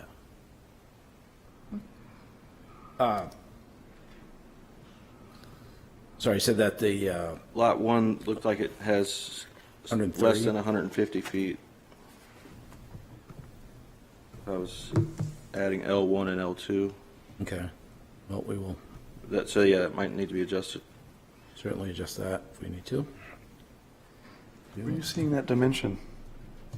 They're in the table. In this line okay. table. It's not a dimension line on the drawing you're seeing. No, yeah. Okay. I had to, Thank you. I had to add. Thank you. Yep, you gotta add it up. Got it. You have some assistance behind you. Yes. John Shannon from Haley Ward. So it should be 150 feet of frontage on that lot. I don't know what you're looking at for. I was just adding L1 and L2, which is 30 and 105. Unless the table needs to be updated. Yeah, we'll take a look at that. The other design had a different configuration of the buildable area up in that corner, but the lot ended up being less than the 1 acre. So that's why we changed the layout to what you have here. So it might have had a better buildable area layout, but it didn't meet the area requirement.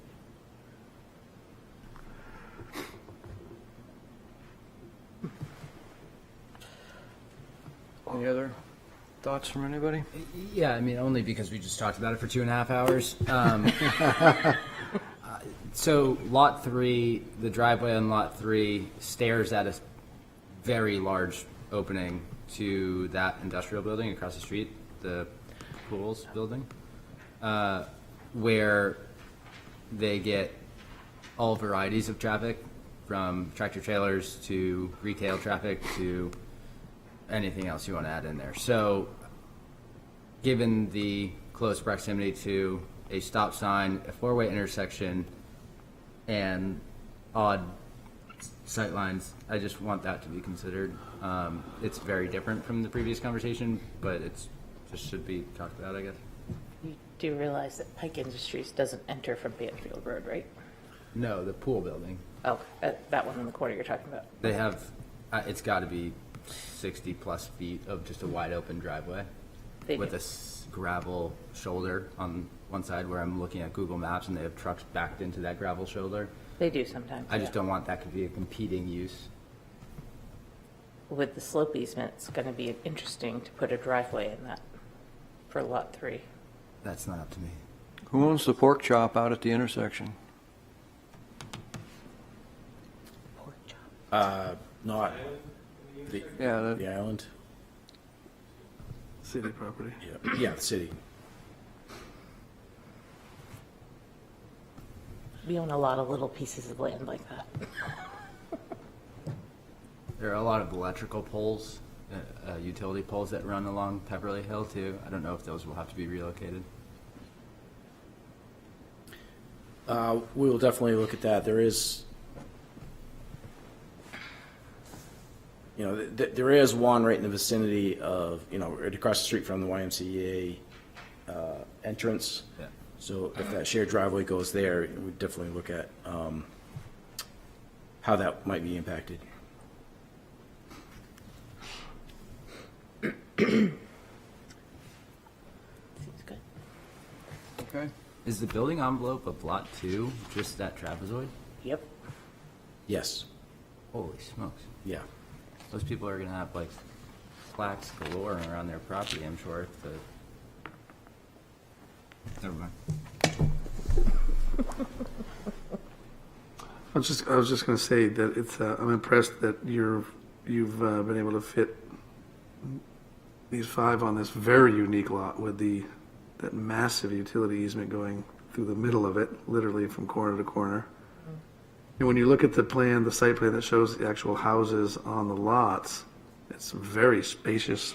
I mean, there's a massive amount of open space around the homes. Big lots. Yeah.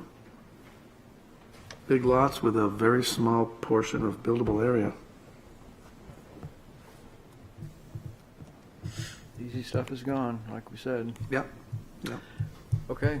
Might not Any be the other- last, might not be the last undeveloped parcel in Portsmouth, but we're getting close. Yeah. I'm good. Okay. Okay. Thank you very much. Thank you.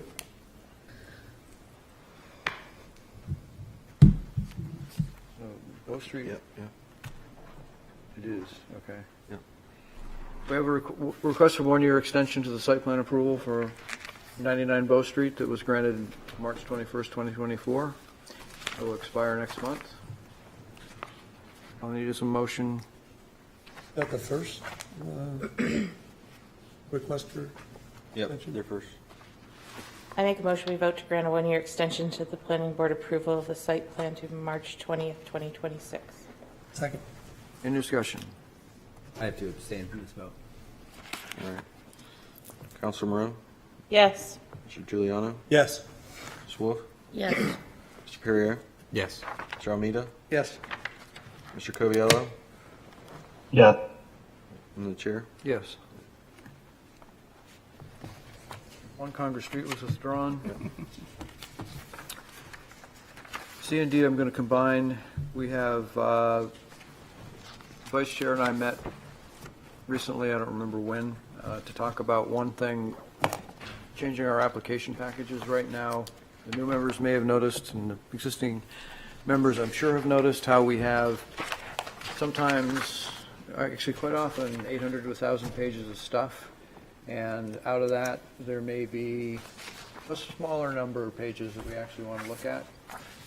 So we're going to put it on the applicant to put the stuff that the planning board really needs for evenings like this. So when it's 10:30 and you're looking for something, you don't have to Go through hundreds of pages. go through 800 pages. So it'll be separated into a cover letter noting what's important, the important materials, the plans, a summary of the drainage, a summary of traffic or any other technical thing, the technical appendices combined at the end. So all these HydroCAD reports, the Synco reports, all the stuff that very few of us will look at, TAC will look at, are at the back. So just make it much more efficient. And it's not any, it's going to make it easier for staff too. One of the things I find very helpful is when the bookmarks all work properly so that you can actually go to the bookmark of what you're looking for right away. So I just ask that we always make sure the bookmarks work. Because I find this really handy during the Whoever puts the meeting. bookmarks in has to be sure they catch everything, because I remember we had one, it was about 1,400 pages, and on page 897 was a letter, I'm like, whoa. Where did that It had go? it was a very important environmental issue. It's like when you're in the actual meeting, it's like, okay, I just want to go to that right now. And I it's guess easy. if we're on the topic, and because it was a huge point this evening, is it might be beneficial to have the ZBA decision synopsis, the TAC committee recommendation synopsis included in that, or even a supplement. They're usually in staff memo, though. It's very brief. I mean, maybe not. I don't know. We're going to have a meeting with TAC, whether we like it or not, and we'll talk about things like that. I don't know. Hyperlinked. Hyperlink. Noted. Hyperlink to get to the actual. The request for conditional uses is where I'm usually looking for as much supporting, the relevant information that supports the decision on the request. That's the idea, is try to make it easier for us at these meetings. So, I'm all for making my life easier. so the way that'll work is we'll work on it, we'll bring a draft.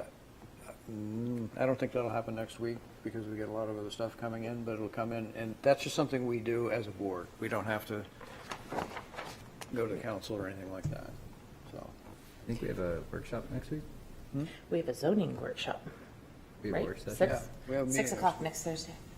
Several, the co-housing, we'll talk about that. We might talk about the conditional use permits for wetlands, solar, what else? Maybe so. We need to report back on the Hanover Street, 361. 361 Hanover Street. Yeah, right. That was approved last night at the zoning board. That's what I Oh, it heard. was. Yeah. Mm. And I think that's it. The master plan is in final contract stages for signature, so that we'll be starting that process hopefully soon, and have more to talk about at the March meeting. That'll be, There was an update at our last meeting from city manager, but I now forgot to bring that with me. Sorry. She couldn't be here tonight. She wanted to be, so she to meet the new members, but She is out of town. she'll be here at the next meeting. Not next week, excuse me, she'll be at the March meeting. And I talked about the revised zoning amendment process. And unless somebody raises their hand real fast, I'm going to adjourn the meeting. Go for it. Thank you very much. Thanks, Jerry.